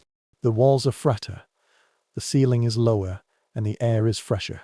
You walk into a room where instead of velvet curtains, there are suitcases, folding tents and rolled minus-up bedding. This is the world of royal travel beds. No matter where the king and queen's duties or ingenious ideas take them, it is their companion. From the surviving family records, we know that monarchs seldom stayed in a castle for a long time. The court was fluid, moving among palaces, fortresses, and hunting huts. When war or pilgrimage required it, kings or queens ventured into tents set up in frostal fields or poled forests. However, even in this situation, they did not give up the ritualistic sleep. The bed was disassembled, placed on a trolley, and then reassembled like a jigsaw puzzle at the place where the royal family needed to rest. Think about what this means. The servants dragged heavy oak pillars through the mud, pulled mattresses wrapped in oilcloth to prevent rain, and carried embroidered curtains across the mountain pass. This is a huge effort, but it is regarded as indispensable. The royal bed is more than just furniture. Even in the most unstable places, it is a majestic and portable symbol, a continuous anchor. One detail recorded in the list of the British royal family is particularly remarkable. Henry VI travelled with a complete disassembled bed, which was carved, painted, and had a canopy completed. Imagine that in the center of a battlefield camp, a gilded bed frame emerges from a carriage, and soldiers are curled up on nearby strut rays. What an absurd scene that would be! This bed proclaims that even surrounded by mud and fear, the king remains the king. Here is a strange and almost comical note. In some expeditions, the moving beds are so large and so exquisite that an entire team of carpenters is needed to install them. Chronicles record that the tent was taut under the weight of the wooden frame, and servants struggled to set up a canopy in the canvas pavilion with the roots creaking. You can almost hear grunts, laughter, and murmuring curses, for the dignity of the royal family has been rebuilt in a desolate place. Experts are still confused about the true effect of these travel beds. Are they true comfort or just symbolic gestures? Some people believe that being familiar with their own mattresses and curtains can provide true warmth and psychological comfort. Others, however, believe that the effort put in far outweighs the rewards, because no matter how much fur you pile up, pitching a tent on frozen ground will never give you a sense of home. The lack of consensus indicates how blurred the line between practicality and performance is. Imagine you are in a campaign tent right now. Outside, the snow was creaking under the guards' boots, and the night wind was beating the canvas like a drum. Inside, The royal bed stands proudly, the curtains drawn, and the blanket is covered with thick fur. The brazier beside was glowing, and the sparks splashed onto the damp walls of the tent. You crawl into bed, feeling the familiarity of the same fabric you slept on at Windsor or in the ruins. Even if the ground beneath your feet is muddy, you will still have an illusion of continuity. Sensory details flood in. The air was filled with the damp smell of wool, the smoke from wood, and the faint odor of horse manure transported from the stable. The fire crackled loudly, but it never warmed up the air. The mattress became uneven due to the trip. The feathers have clumped up due to moisture. The curtains blocked out some sounds, but you could still hear the continuous hooves outside. The soldiers' whispers and the occasional clashing of armor could be heard. Sleep was light, intermittent and interspersed with the sounds of war. However, symbolic meaning is more important than other factors. Maintaining the rituals on the royal bed means insisting that even in battle, the monarch is not merely a soldier. His body, his sleep and his dreams were all set to be sacred. Lying on that bed is like bringing authority into the mire. It soothed its followers, reminded its allies, and demonstrated continuity in the face of chaos. There is an interesting little story circulating in the Burgundy court. The duke's bed was too big and the curtains were too thick. When it was placed in the tent, it was crushed by its own weight. The chronic keeper coldly pointed out that the duke humbly slept on a box that night, which was a rare moment when status bowed to reality. You smile, imagining the laughter of the servants struggling in the darkness to save their dignity. Academic discussions on travel beds involve psychology. Is this an illusion for warmth or to maintain control? Some scholars believe that sleeping in a familiar environment, even in a hostile one, can calm the rulers down and make them show confidence. Others believe that these beds were age props seen by courtiers and allies rather than used by the monarch himself. In any case, the scene of rebuilding the bed on the frozen plain remains unforgettable. Now imagine you lying there. You are the king or the queen. The tent flapped in the wind, the candles crackled, and the bedspread blocked the curious gaze. For a moment, you wrapped yourself in the embroidered sheet that had touched your skin in the palace and could pretend that the outside world was not in chaos. You dozed off in a daze, not because of the warmth, but because the ritual made it familiar. You withdrew from the tent in your mind, leaving the bed faintly visible alone in the flickering firelight. You realized something important. Kings and queens in the Middle Ages did not just sleep where they were told. They took their world with them and rebuilt it night after night, a plotted or fortress composed of fabrics and rituals. In the winter fields, in the frozen forests, in the misty hunting cottages, the royal bed is always there, carrying an eternal illusion, traversing the uncertain landscape. It left the campaign tent in your imagination and returned to your room in the castle. This one feels different, not because of its size or the quality of its suspension, but because of its atmosphere. The fire in the fireplace was burning, casting a restless glow on the stone wall, but the room still felt dim, almost filled with smoke. You squinted your eyes and realized the reason. The air was filled with a candle-like mist, and a veil of wax and soot would never be completely lifted. One thing is beyond dispute in the Middle Ages. Nights were not illuminated by electricity but by fire, candles, tubes and oil lamps. In the royal rooms, beeswax candles are more popular. They are cleaner and more expensive than the butter candles used by farmers. The pale golden flames flickered with a more stable light, casting long shadows on the tapestries and canopies. The smell was very sweet, almost like honey, but beneath it lingered the scent of smoke. Even beeswax cannot erase the fact that the stone room was burning. Just imagine a king or queen lying under fire, with the curtains on the bed drawn, and a candle lit on the table or wall lamp beside them. Whenever air shines through the blinds, the flames tremble and the light bends through the room like a dancer. Sleep descends in a half-bright, half-dark, flickering world, neither very safe nor very peaceful. Strangely, tourists' descriptions often mention the smoke in these rooms. Fireplaces are not always painted well, especially on windy days. Wind blowing from the wrong direction may blow thick smoke back into the room, blackening the ceiling, staining the curtains and stinging the eyes. You are coughing in your imagination now. The spicy taste lingers in your throat, and the soft rustling of the bedsheet masks the sound. In a list from the 15th century, there was a strange record that described how after the queen went to bed, the servants would extinguish the candles and send someone to check the room at regular intervals. Imagine this kind of interference. The half-asleep royal members were awakened by the strikes of flint and steel. As another wisp of smoke spread over the teak canopy, their eyelids also opened. Comfort is not continuous but intermittent, interrupted from time to time by the rhythm of the flames. Experts still have differences of opinion on to what extent such an environment can be tolerated. Some people believe that a large number of tapestries absorb most of the smoke, weakening its effect. Others, however, counter that prolonged exposure would definitely cause suffocation, cover the bed sheets with cigarette ash and clog the lungs. The truth may lie somewhere in between, a mixture of luxury and excitement, with sweet wax and pungent scents disturbingly intertwined. The sensory seas become vivid. You smell the melting scent of beeswax, the earthy and rich. You heard the faint crackling of the light and the crackling of the wood in the fireplace. Shadows jump along the tree canopy above your head, twisting into strange shapes that seem almost alive. The curtains trap both the warmth and the smog, making the space both comfortable and slightly dull. There is another strange fact. Lights also have symbolic meanings.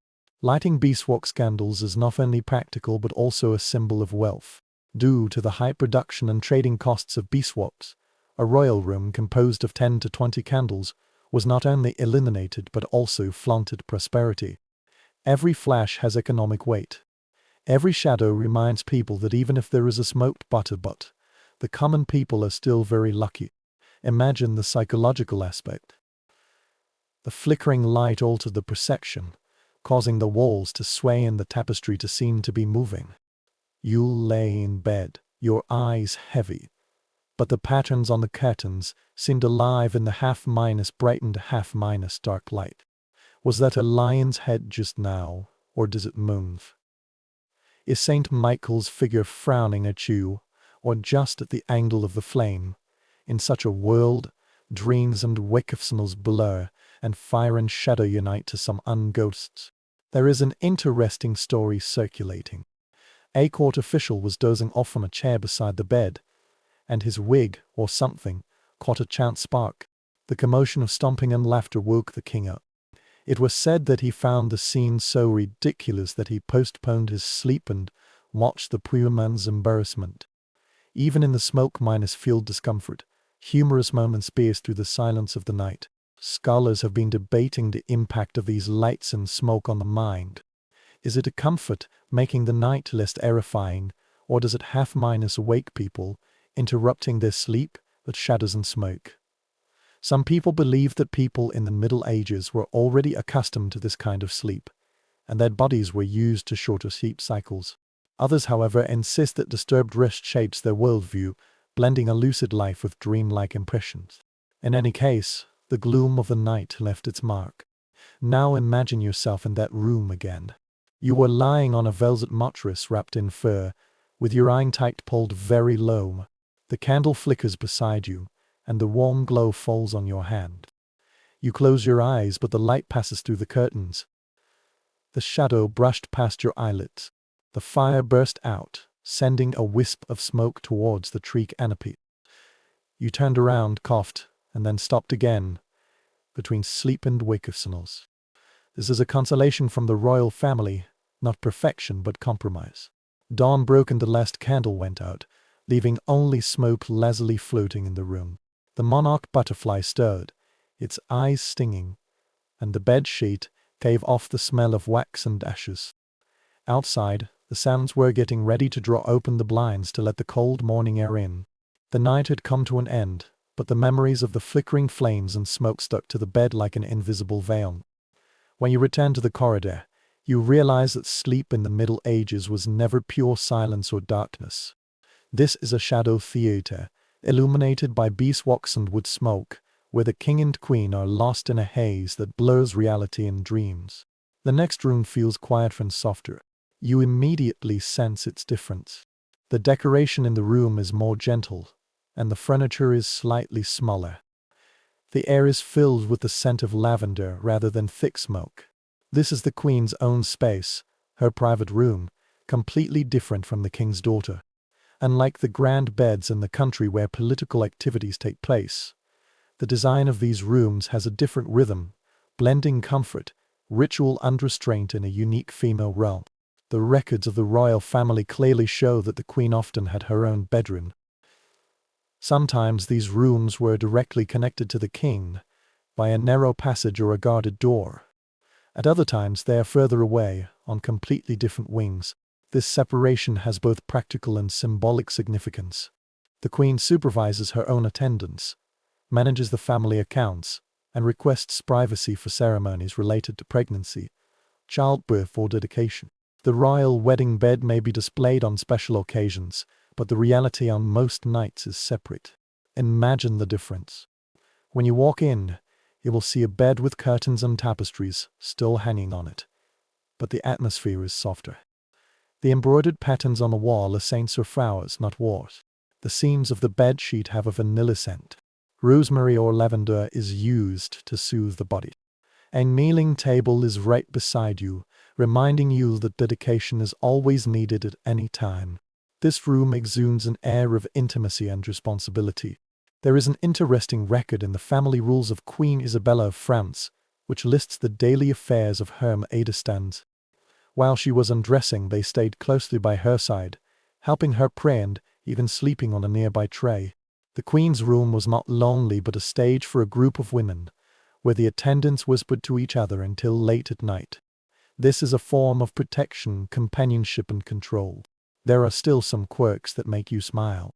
Occasionally, chronicles mention that the queen kept pugs and even monkeys in her room.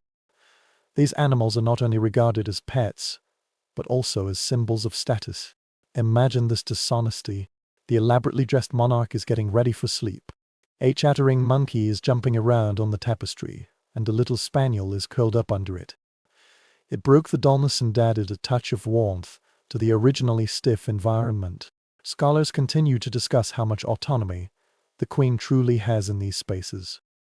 Some people believe that a separate secret room gives women a certain degree of independence.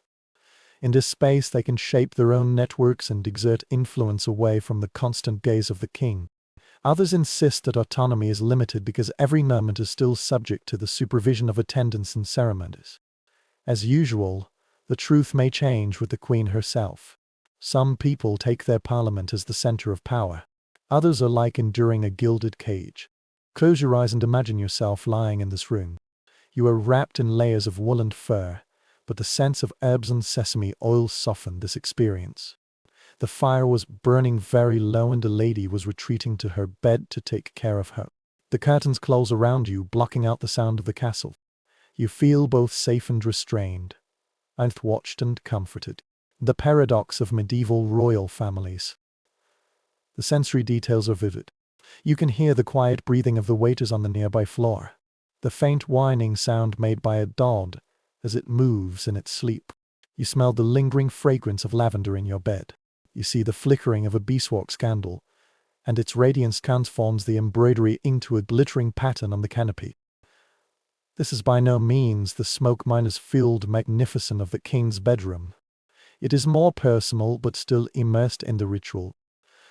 There is an anecdote about a queen who invited her closest ladies to share a bed with her in an especially cold winter, not out of impropriety, but merely for warmth and companionship. This scene is striking. Members of the royal family are huddled among trusted women, whispering prayers and telling stories in the darkness. It is still very humanized. You know, at such moments, the queen experienced the night intimacy that the king rarely allowed herself to have. The academic debate over whether these chambers are true sanctuaries or extensions of their duties continues. Was the queen's bedroom a place for rest or a diplomatic venue for ladies to exchange messages and mediate? Some evidence suggests that both are present.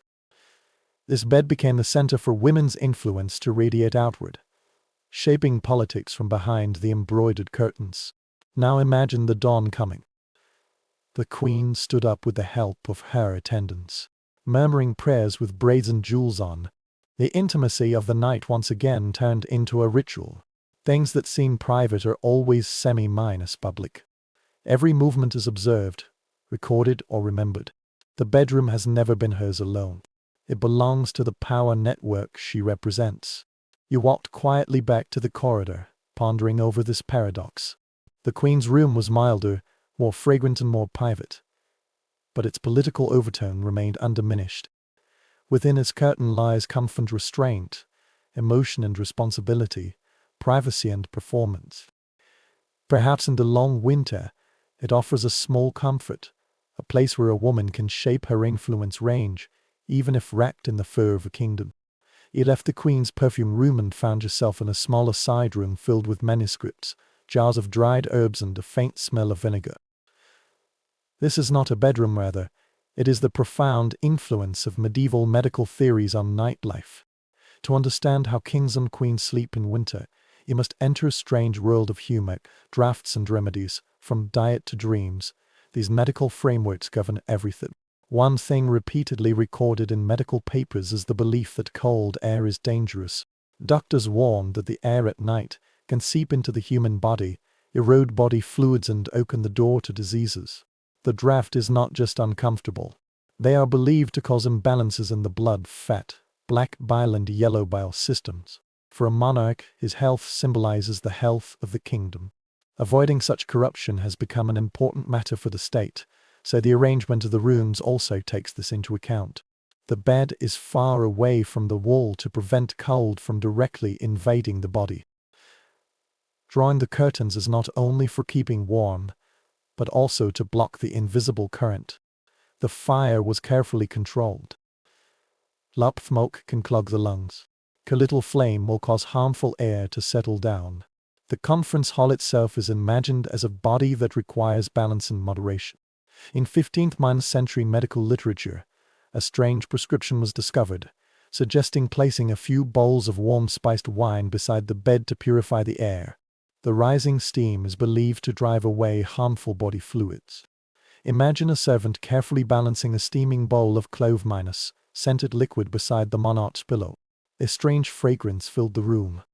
Modern historians are still unsure to what extent these beliefs have influenced daily practice. Some people believe that the royal family strictly follows medical advice and hires doctors to guide every detail of indoor life.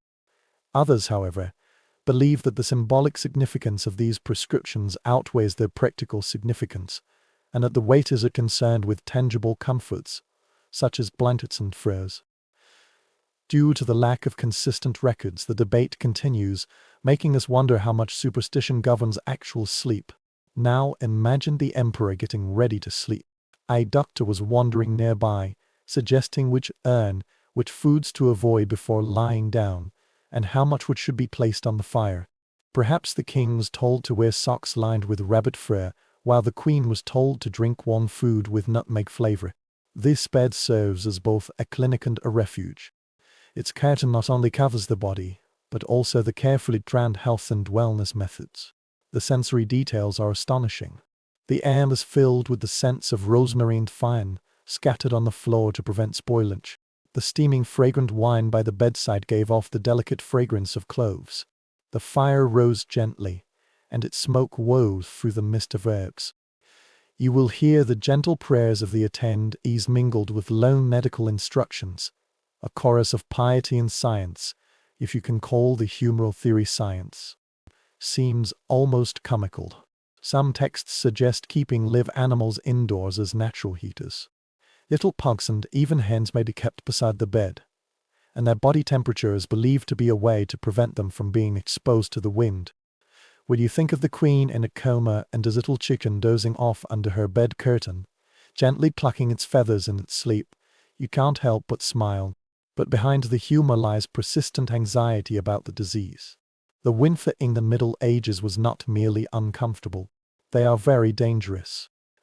Pneumonia, fever and chills can sweep through castles with ease, just as they do through farmhouses. When the monarch is ill, the entire kingdom trembles. Every preventive measure, no matter how strange, is worth a try. Scholars are still discussing whether the obsession with drafts is reasonable. Is this merely superstition, or does the cold air in the poorly ventilated stone chamber really cause diseases? Some people believe that dampness, smoke and coal do indeed exacerbate breathing problems. Others believe that the real danger lies in malnutrition and infection, rather than the air itself. But for medieval doctors, the explanation was very clear. Only by balancing the body fluids well and preventing through drafts can the royal family's body possibly survive another winter. Now hide under the imagined quilt by yourself. Smell the scent of rosemary branches sewn into the crevices of the blanket. You heard the faint bubbling sound of a pot of wine steaming on a tripod. You will feel the strange comfort of wool socks, perhaps soaked through with sweat, but warmer than bare skin. Deep in your heart, there lingers a fear any tremor may indicate illness. Sleeping here is not pure rest. This is a night-time ritual of medical defense, a fragile hope against invisible dangers. The morning should also start with diagnosis. The doctor examined the queen's complexion, her sleep quality, and even her urine for any signs of imbalance. Dreams themselves are explained through the humoral theory. Excessive black bar may cause nightmares, while excessive blood may lead to tossing and turning. The act of closing one's eyes is itself entangled with science, superstition and symbolism. You walked back to the corridor, breathing in the cool air and shaking off the gloom of herbs and smoke. But you will realize that in medieval castles, sleep has never been easy. This is a medicalized and ritualized act, shaped by fear of drafts and an imbalance of faith. The monarch's body is a microcosm of a kingdom, guarded not only by soldiers and attendants, but also by rosemary branches and steaming fragrant wine. You descend a narrow staircase and enter one side of the castle. The air here feels heavier and straw is scattered on the floor. You are no longer in the gilded rooms of the monarchs and queens, but in the resting places of their attendants. If the king's canopy is a fortress of fabric, then this world is a world of improvisation and proximity. Servants and guards often slept in the same room, or even outside, and their presence shaped the atmosphere of rest throughout the royal family. Evidence from family regulations and pace slips clearly shows that dozens of people lived close to the queen every night. The attendants were placing trays in the corner. The guards leaned against the doorframe, while the lower-ranking servants spread out their bedding in the available space. Comfort is the privilege of the royal family. For others, sleep means curling up by the stove or dozing off stiffly in a chair. Your imagination is very vivid now. The king or queen hid behind the curtains, and just a few feet away, a sheet of paper wrapped in a coarse wool blanket lay on the flagstone. Suddenly, fire burst out, and the flames fell upon the tired face. Someone moved a little, someone coughed a little, and a murmur of prayer broke the silence. Sleeping here has never been lonely. This is a collective behavior mixed with responsibility and fatigue. There is a colorful note in the chronicle that describes the guards sleeping straight by the door with half a bird in hand. After training, one will wake up at the slightest sound. Imaginist 8 are being half asleep and half awake, with drooping eyelids, tense muscles, and ears taut in silence. These people do not sleep for themselves but for the monarch, and their rest moments are always on guard. Here is an even more unusual detail. It is said that some attendants slept directly at the foot of the royal bed, curled up like watchdogs. Its symbolic meaning is astonishing. Their bodies served as barriers, and any movement within the curtains would interrupt their dreams. Imagine that you are so close that you can even hear the monarch's breath, yet you can never enter the intimate bed. This is both an honor and a burden, a loyalty written in exhaustion. Scholars are still discussing the sustainability of such public arrangements. Some people believe that such proximity is a necessary condition for security, ensuring that the monarch will never be protected. Others, however, believe that this is also for control, keeping the attendance rate within a controllable range at all times so that orders can be issued at any time. The debate is still ongoing. Is a servant a guardian of comfort or a prisoner of duty? Close your eyes and lie down in an imagined tray. The straw is moving beneath your body.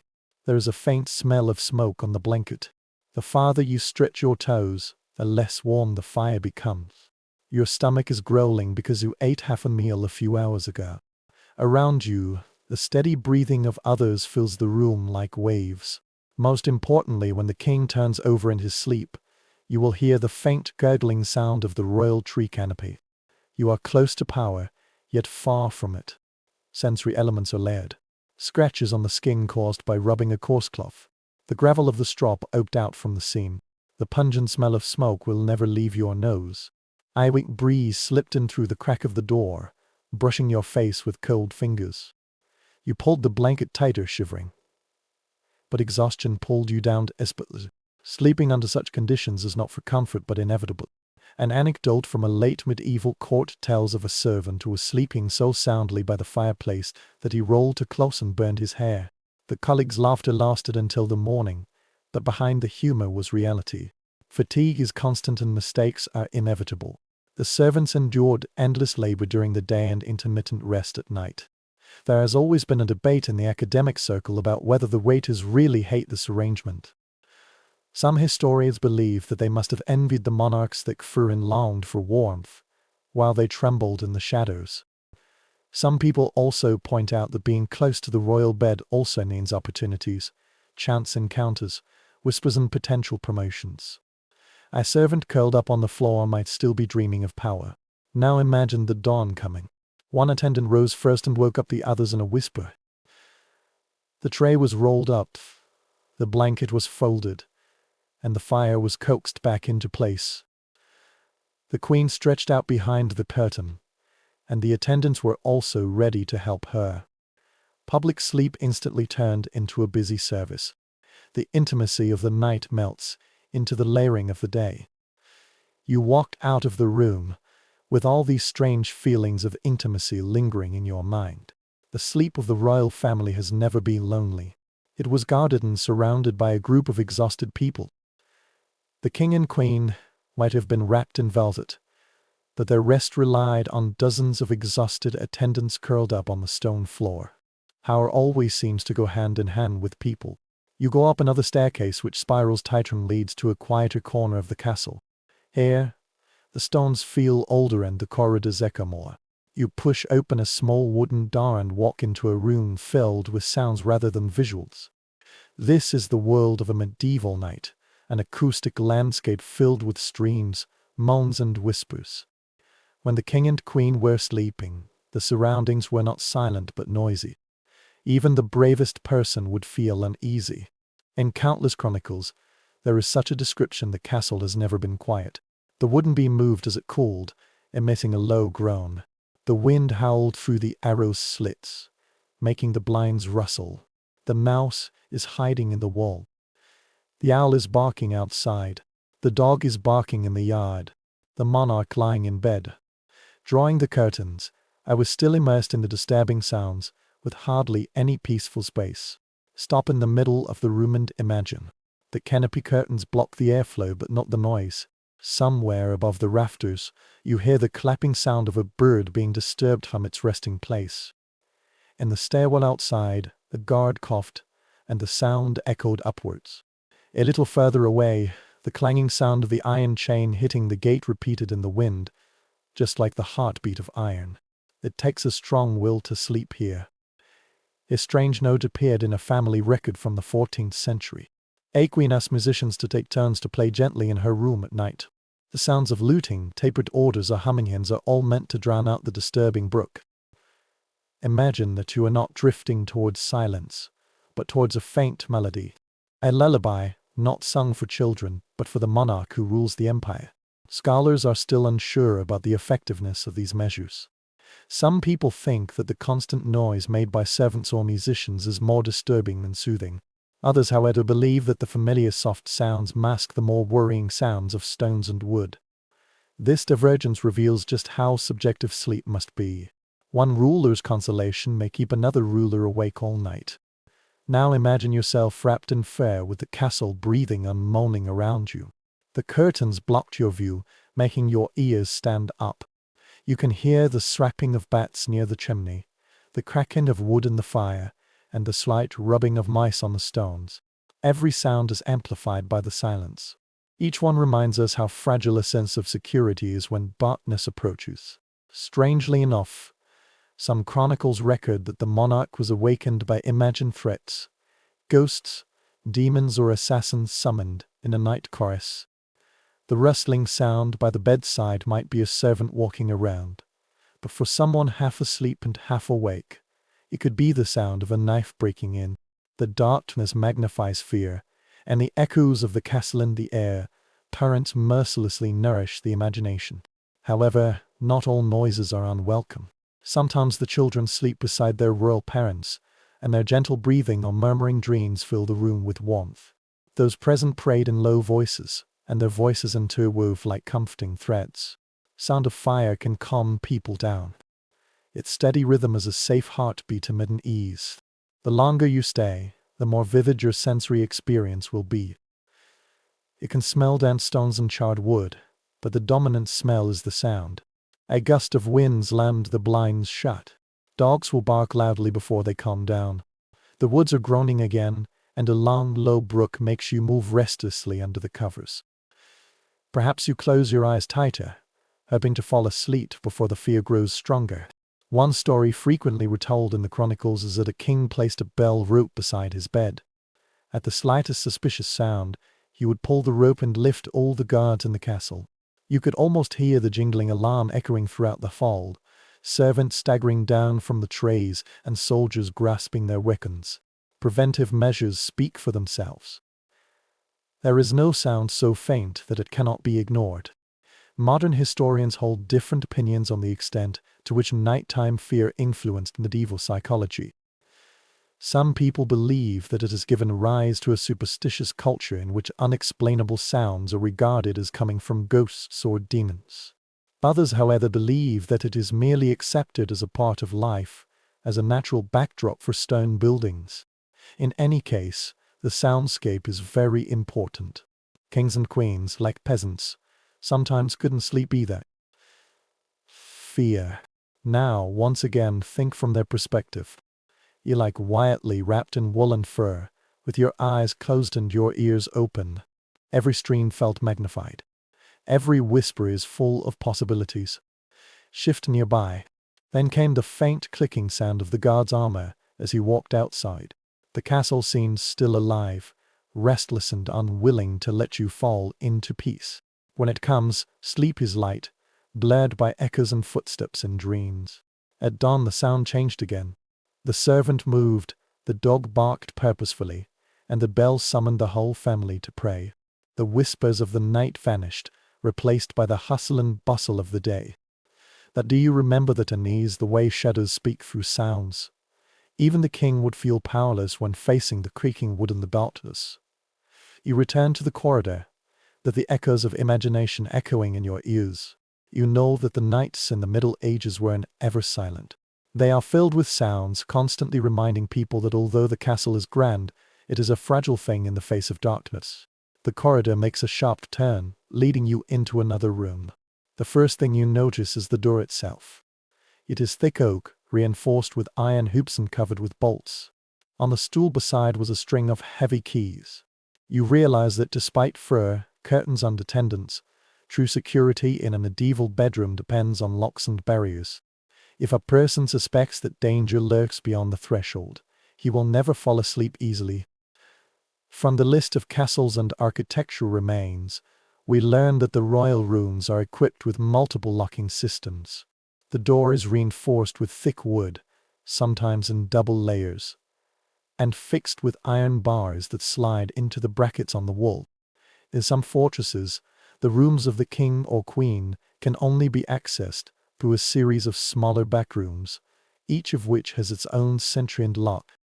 Security measures are as layered and complex as bedding, designed to alert intruders that they will be noticed before reaching the royal family. As you approach the imagined door, you can feel the cold bite marks of the iron. You imagine a servant prying open a door at night, with the sound of metal clanging echoing throughout the room. That voice must have been reassuring, drawing a solid barrier between the ruler and the threat. However, even this obstacle is not absolute. Assassinations in bedrooms have not been unheard of. The idea that no lock can ensure safety must linger in every restless dream. A strange annotation appeared in the Chronicle of Edward II. It is said that he often sleeps in different rooms and suddenly changes his position to avoid possible assassins. Imagine servants dragging bedding from one room to another. The attendants were confused about where the king was staying that night. Delusions resulting from real threats have turned the nighttime sleep ritual into a strategic strategy. There is also a strange and almost humorous story about a French nobleman who insisted on locking his room from the inside, but the lock got stuck and he was trapped. It took him several hours to knock hard on the door until the servant opened it. The ensuing laughter undoubtedly masked the real unease. What if the enemy really comes? Locks bring security, but they also bring risks to the tools. Historians still disagree on the safety level of these bedrooms. Some people believe that the number of guards and locked doors make it almost impossible to assassinate members of the royal family inside the castle. Others point out that betrayal comes from within. If a servant or attendant becomes a traitor, no bolt in the world can stop the danger. The debate returned to the same disturbing issue. Safety is as important as loyalty and locks. Now imagine that you are lying in bed, the curtains are drawn, and you hear the click of the latch sliding into place. The fire in the stove hissed, and the servants retreated to their trays, leaving only your own breathing. You tell yourself you're safe, but every sound of the door frame and every sound of the blinds tenses your muscles. You know the guards are standing outside, but can you trust them? Do you know that the Minister of the Interior holds great power, but is he loyal? Sleepiness came late, and I was suffocated by suspicion. The sensory image is vivid as the metallic chill of the iron bolts, the oily smell of the wood when the door is being maintained, and the echo of footsteps in the corridor as the last servant leaves. Silence is not silence at all. This was a pause and waiting. The silence of this house could burst into commotion at any moment. Another strange phenomenon has emerged in some records. Rulers sometimes keep weapons beside their beds. A dagger or sword is within reach. You can almost see a queen's gemstoned dagger placed on the table, with a prayer book beside it. The wonderful combination of faith and fear. This indicates that even after the heavy lock, the royal family never let down their guard. Academic discussions often regard this as a paradox. The bedroom is the safest place in the castle, but also the most vulnerable one. Once a ruler falls asleep, he is defenseless. The strength of each lock depends on the loyalty of the keyholder. Scholars debate whether these elaborately designed safety procedures bring true mental peace or merely emphasize danger and make sleep more anxious. Now put yourself in that uneasy place. You work curled up in the blanket, your eye tight pulled very low, with a dagger beside you. The waiter was breathing gently.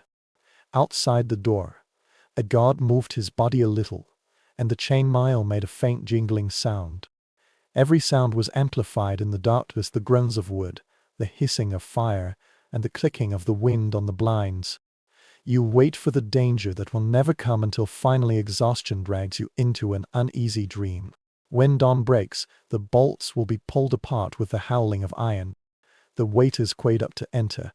The cheerful voice announced the arrival of the morning. The fear of the night soon vanished and was swallowed up by rituals and conventions. But deep down in your heart, you remember it. It is disturbing that no matter how thick the door is, or how many latches it is locked, sleeping is always a gamble. You walked back to the corridor and closed the heavy door behind you. You know, in medieval castles, safety was never absolute. Locks, guards, and loyalty from a fragile net surrounding the royal bed, which could hold up or break at any moment. Sleep, despite all kinds of rituals, is always shrouded in danger. The next section of the road will not take you to the royal room, but to a secluded wing connected to the castle chaplain. The walls here are bare, the air is cooler and the atmosphere is quieter. You will find that this is a completely different world of sleep. In the monastery, prayer in the simple rhythm shape how the men and women of God spend the winter nights. For kings and queens, the proximity of monasteries and churches often meant constant comparisons. Compared with the simple sleep in the monastery, their own rooms seemed extremely luxurious. From the rules of monasteries like the Benedictine order, we know that monks should rest collectively in long dormitories. Privacy is rare. Rows of beds or trays are arranged in the hall, sometimes only separated by thin partitions or curtains. The emphasis on equality. No monk's bed is better than others. Warmth is the least.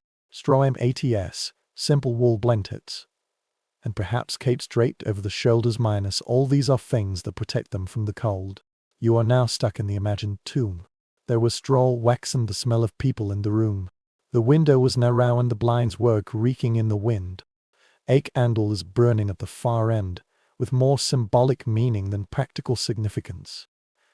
Silence is necessary, even though coughing and sighing break the stillness. The impact of cold on everyone is equal.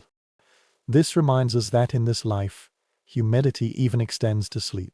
One detail of the Shiduohui house stands out. Monks are often asked to sleep according to their habits and get ready to get up immediately for the midnight vigil. Imagine the scratches left by coarse hair rubbing against exposed skin. When you lie on the straw, that belt around your waist is tight.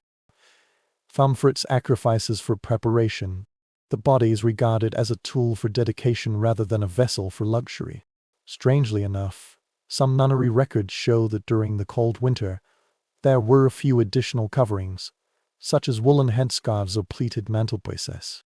You can imagine the sisters crowded beneath layer upon layer, their prayers coming through their trembling teeth. Even here, the hierarchical system has quietly emerged. Monasteries sometimes enjoy thicker blankets, but by royal standards, this is still moderate. Scholars are still debating how much the practice of the monastery influenced the life of the royal family. Some people believe that, for the sake of religious ideals, kings and queens would occasionally develop simple habits in their bedrooms, limit luxury, prefer wool over silk, or have few companions during the season of repentance. Others insist that the royal family seldom imitates true frugality, they prefer rituals to sacrifices. The truth may lie within the symbolic meaning. By acknowledging the monk's sleep, monarchs strengthened their connection with piety, that seldom fully accepted its discomfort. Now imagine the comparison. After imagining the cemetery, you return to the royal room. The fire there was piled up thickly. The fire was burning brighter, and the waiters were wandering around to ensure warmth. However, in the minds of the king and queen, the image of the monks shivering on the straw beds lingered on. Knowing that others lead such a devout life can alleviate their sense of guilt. Perhaps this proves their own luxury, which is regarded as a necessity for the rulers rather than an aesthetic dispensable. This change in feeling is dramatic. In the cemetery, you can hear the rustling of straw, the whispers of Latin hymns before dawn, and the dragging of bare feet on stones. In the palace you can hear whispers, the hissing of fire basins and the rustling of silk curtains. Both worlds endure the cold, but one world regards it as discipline, while the other struggles against it with wealth. There is an unusual anecdote circulating in the chronicle of King Louis X of France. Because of his piety, he sometimes insisted on sleeping on straw during Lent, even though his courtier enjoyed feather mattresses. This incident indignant some of the attendants and impressed others, but it highlighted the way in which the monastic ideals occasionally violated the practices of the royal family. Whether he slept well or not is an entirely different matter. Modern experts still have differences on this. Does such a posture reflect genuine discomfort, or is it a symbolic performance for the sake of moral authority? Perhaps both are present. In any case, the monarch's acceptance of the simple image of monasticism for a period of time increased the weight of the views shared by the ruler in the tests of the people. Let's go to the dormitory of the monastery now. You lay on the straw, wrapped in a rough blanket, and your breath formed mist in the air. Around you, rows of people breathe in unison, and their snoring and sighs create a strange harmony. The bell is about to ring, summoning you to rise in the darkness and pray. Sleep is shallow, fragmented and shaped by dedication. Asleep again, always feeling cold. Then imagine walking into the Queen's perfume room again from there. Far minus reaching. A leather coat weighs heavily on your chest. The warmth of the embers is shining, and the curtains have locked you in your private space. Contrast itself becomes part of the narrative of power. The rulers possess what the monks have given up. However, both worlds declare their legitimacy through their own choices. When you leave this imagined cemetery, you will understand something deeper. The sleep of the royal family is luxurious, yes, but it always bears the shadow of the simplicity of the monastery, reminding people that in the eyes of the church, true piety is not in velvet but in straw. Especially in winter, as contrast is surely sharp, and every cold night makes it even more obvious. Azure. Even in your imagination, the smell here is slightly different. Here, imported wall hangings are hung on the walls, shining brightly. The floor is covered with a woven carpet that is clearly not from northern Europe, looking soft and gentle. This conference hall not only represents comfort, but also trade and a global network spanning oceans and deserts. Whence and queens cannot survive the cold winter merely by relying on wool. They decorated their beds with imported goods from foreign countries and showed off their wealth to every visitor. From the royal list, we know that Byzant and silk, Levant carpets and furs from the far north fall entered the rooms of Europeans. These are not textiles for daily use. They are the tree roots that have traversed danger, treasures bought at a huge cost. Laying a silk curtain on the bed is a silent indication that one's tentacles have reached every continent. Sleep itself became the declaration of the empire. Approaching the imagined bed, you will see the curtains flickering slightly, dyed in deep indigo or deep red, which is difficult for local weavers to replicate. The gold thread used for embroidery sparkles, and each stitch is a symbol of expensive labor.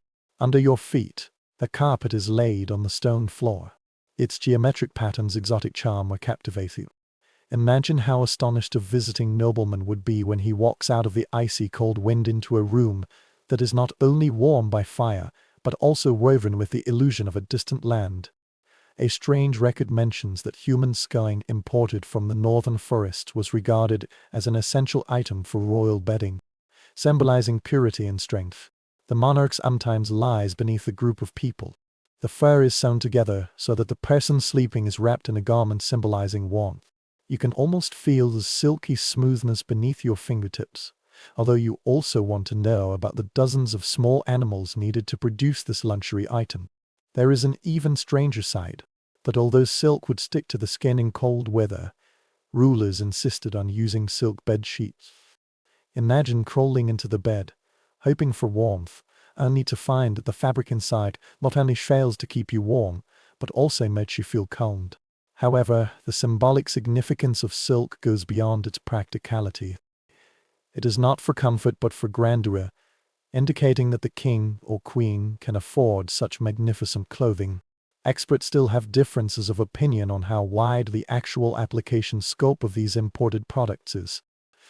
Some people believe that they are reserved for ritual displays and will be brought out when tourists might see the royal beds. Others, however, believe that monarchs often use them and enjoy the rarest comfort, even when left unattended. This divergence reflects a deeper issue. Is exotic bedding a true warming to lure merely another layer of drama? And now imagine you lying under these imported goods. Silk feels very smooth on the skin, but it has almost no insulating effect. Above you, curtains embroidered with oriental patterns sway in the wind, shielding the coldness of the stones, woven densely and in rich colors. You turn around and smell the faint scent of the lingering spices in the fibers, perhaps saffron or musk brought from a distant market. Here, sleep is not only physical but also symbolic. You are embraced by the world and surrounded by the spoils of trade. The sensory landscape is extraordinary. The fire was shining, and its light was reflected on the suspended golden wire. The scent of exotic fern mingled with the smoke of wood, creating an air brimming with wealth. When you turn around, you will hear the soft rustling of silk and the low sound of footsteps on the carpet, thus weakening the echo. Even the air felt different because the presence of the fabric played a buffering role. There is an interesting anecdote in the works of a Venetian merchant. He claimed that a British queen complained that when she lay under an imported carpet as a blanket, she would keep sneezing. Perhaps the dust from a long journey stuck to the hair, or perhaps this story was intended to mock extravagance and waste. In any case, it captured the strange reality. Luxury goods are not always practical. The academic debate over how these imported products shaped the concept of monarchy in the Middle Ages continues.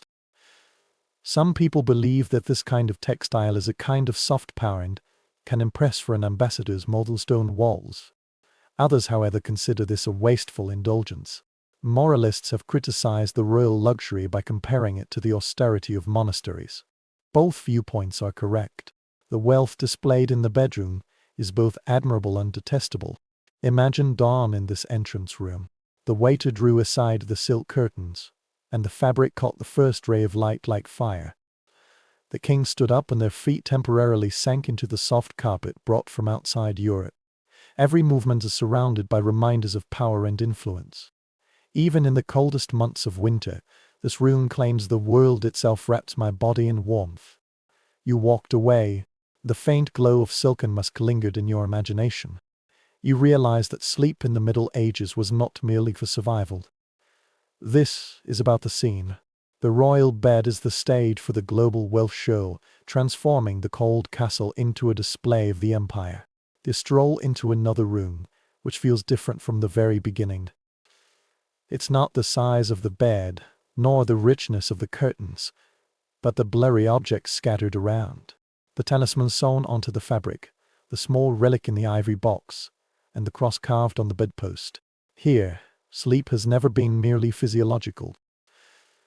This is a moment of mental fragility, a lifeline leading into a night filled with unseen dangers. For the king and queen, who symbolize the kingdom, such a danger is by no means a trivial matter. From the devout manuals and descriptions of family rituals, we learn that people in the Middle Ages were afraid of the night because demons, ghosts and nightmares roamed at night. There are not only frozen curtains on the bed, but also present magic. The monarch might hang the cross at the bedside, tuck the rosary under the pillow, or place the sacred object on the bedside table. These protective measures are as important as locks and guards. Imagine this scene. The queen knelt down on the ground, prayed in a low voice, and then placed a small lead token of St. Catherine under her mattress. Before extinguishing the last candle, the king made the sign of the cross on his chest and recited the incantation passed down by the confessor to drive away nightmares. Drawing the curtains is not only to prevent through drafts, but also to prevent ghosts from slipping out of the shadows. To us, this sounds a bit superstitious. For them, this is survival. There is a strange note here. Some families sprinkle holy water on the monarch's bed before he goes to sleep. Imagine the attendants walking around the room solemnly, flicking droplets on the fur and bed sheets, with the sacred scent blending with the musk of the wool. This is not merely for warmth. This is about purity, purifying the places where the body and soul cannot resist. In an article from the 14th century, there was a particularly strange practice. Sometimes people placed knives or iron tools beside their beds to ward off evil spirits. People believe that iron can repel evil forces. You see the queen lying under the silk bed sheet, and in a place you can't see, there is a kitchen knife hidden under her pillow, not for killing, but for killing. Scholars are still debating to what extent the royal family actually believes in these protective measures. Some people believe that devout monarchs take these ceremonies as seriously as villagers. Others, however, believe that the rulers were for symbolic purposes, demonstrating their loyalty to pacifying their subjects in the church. The truth might be a blend of the two, with beliefs and performances interwoven as closely as the embroidery on their bed curtains. Now imagine yourself lying there. You feel the cold linen sheet pressing on your hand and the slight dampness when the holy water touches the fabric. You smell the beeswax in the extinguished candle and the rosemary scent stuffed beside the pillow. Your fingers are rubbing against the edge of a small box hidden beneath the cloth. When you close your eyes, the fire in the fireplace hisses, and you whisper your final prayer. Fear won't disappear, but it will diminish. Ritual consolation. The sensory world is full of contrasts. The sacred object glowed faintly in the candlelight. However, the shadow behind the curtain feels deeper and more vivid. The fragrance that came out during the previous prayer mingled with the smell of smoke. You hear a servant reciting hymns outside, and his voice comes in gently. Even in silence, this room feels like it is home to saints, symbols and invisible guardians. Chroniclers have recorded a bizarre story about a king who insisted on sewing sacred objects directly onto his bed. Over time, these cultural relics wore out the fabric and also annoyed the maintenance staff. But the king refused to give them up, believing that they would protect his dreams from evil illusions. It's simply a comedy. However, it reveals how profoundly the rulers regarded sleep as a vulnerable threshold. However, the debate among historians continues. Is this fear of night spirits mainly religious? Or is this a cultural way that makes people feel extremely uneasy when sleeping in a smoke-filled, squeaking castle? Some scholars believe that these rituals are psychological and can relieve anxiety caused by drafts and boys. Others insist that piety itself drives practice, and the king and queen truly believe that demons lurked at the edge of the bed. The differences still exist, as vague as the shadows of a medieval night. Now roll it up again. You lie beneath layer upon layer of fur, and your breathing blurs the air. There is a cross beside you. At your feet, on the bedspread, there is a charm song. You hear the murmur of duty outside the curtain, and a dog moving on the soft mat by the stove. The cake of the castle, the howling of the wind, that you insist that the invisible guards are watching over it. Sleep comes not because the room is warm, but because it is strengthened by prayer and symbol. At dawn, the first ray of light shone on the cultural relic on the table, flickering slightly. The queen's token has been retrieved. The king's amulet was back in the box again. The attendants brayed in low voices, expressing their gratitude. It is not only the blanket and the fire that survived the night, but also faith. You walked out of the room, leaving behind its faint fragrance and secret aura. You will realize that for the royal families of the Middle Ages, sleep was never merely a physical rest. This is a spiritual leap, a night battle against intangible forces, fought with crosses, spells and whispers in the darkness. You climbed back to the upper level of the castle, where the air had become even colder. You walked into a room that seemed almost empty. The fireplace here is just a hole in the wall. The bed is smaller and the curtains are thinner. However, this is not the servants' territory. This reminds us that in some castles, especially during the long winter, kings and queens would give up their grand ritual rooms and instead live in smaller and warmer rooms deep within the city walls. The existing floor plans of buildings show that many castles have inner chambers or closets connected to the large bedrooms. These are narrow insulating spaces that can capture heat more effectively. The large canopy bed might just be for display, but real sleep sometimes takes place in a side room that seems unremarkable to modern people. The logic is very simple.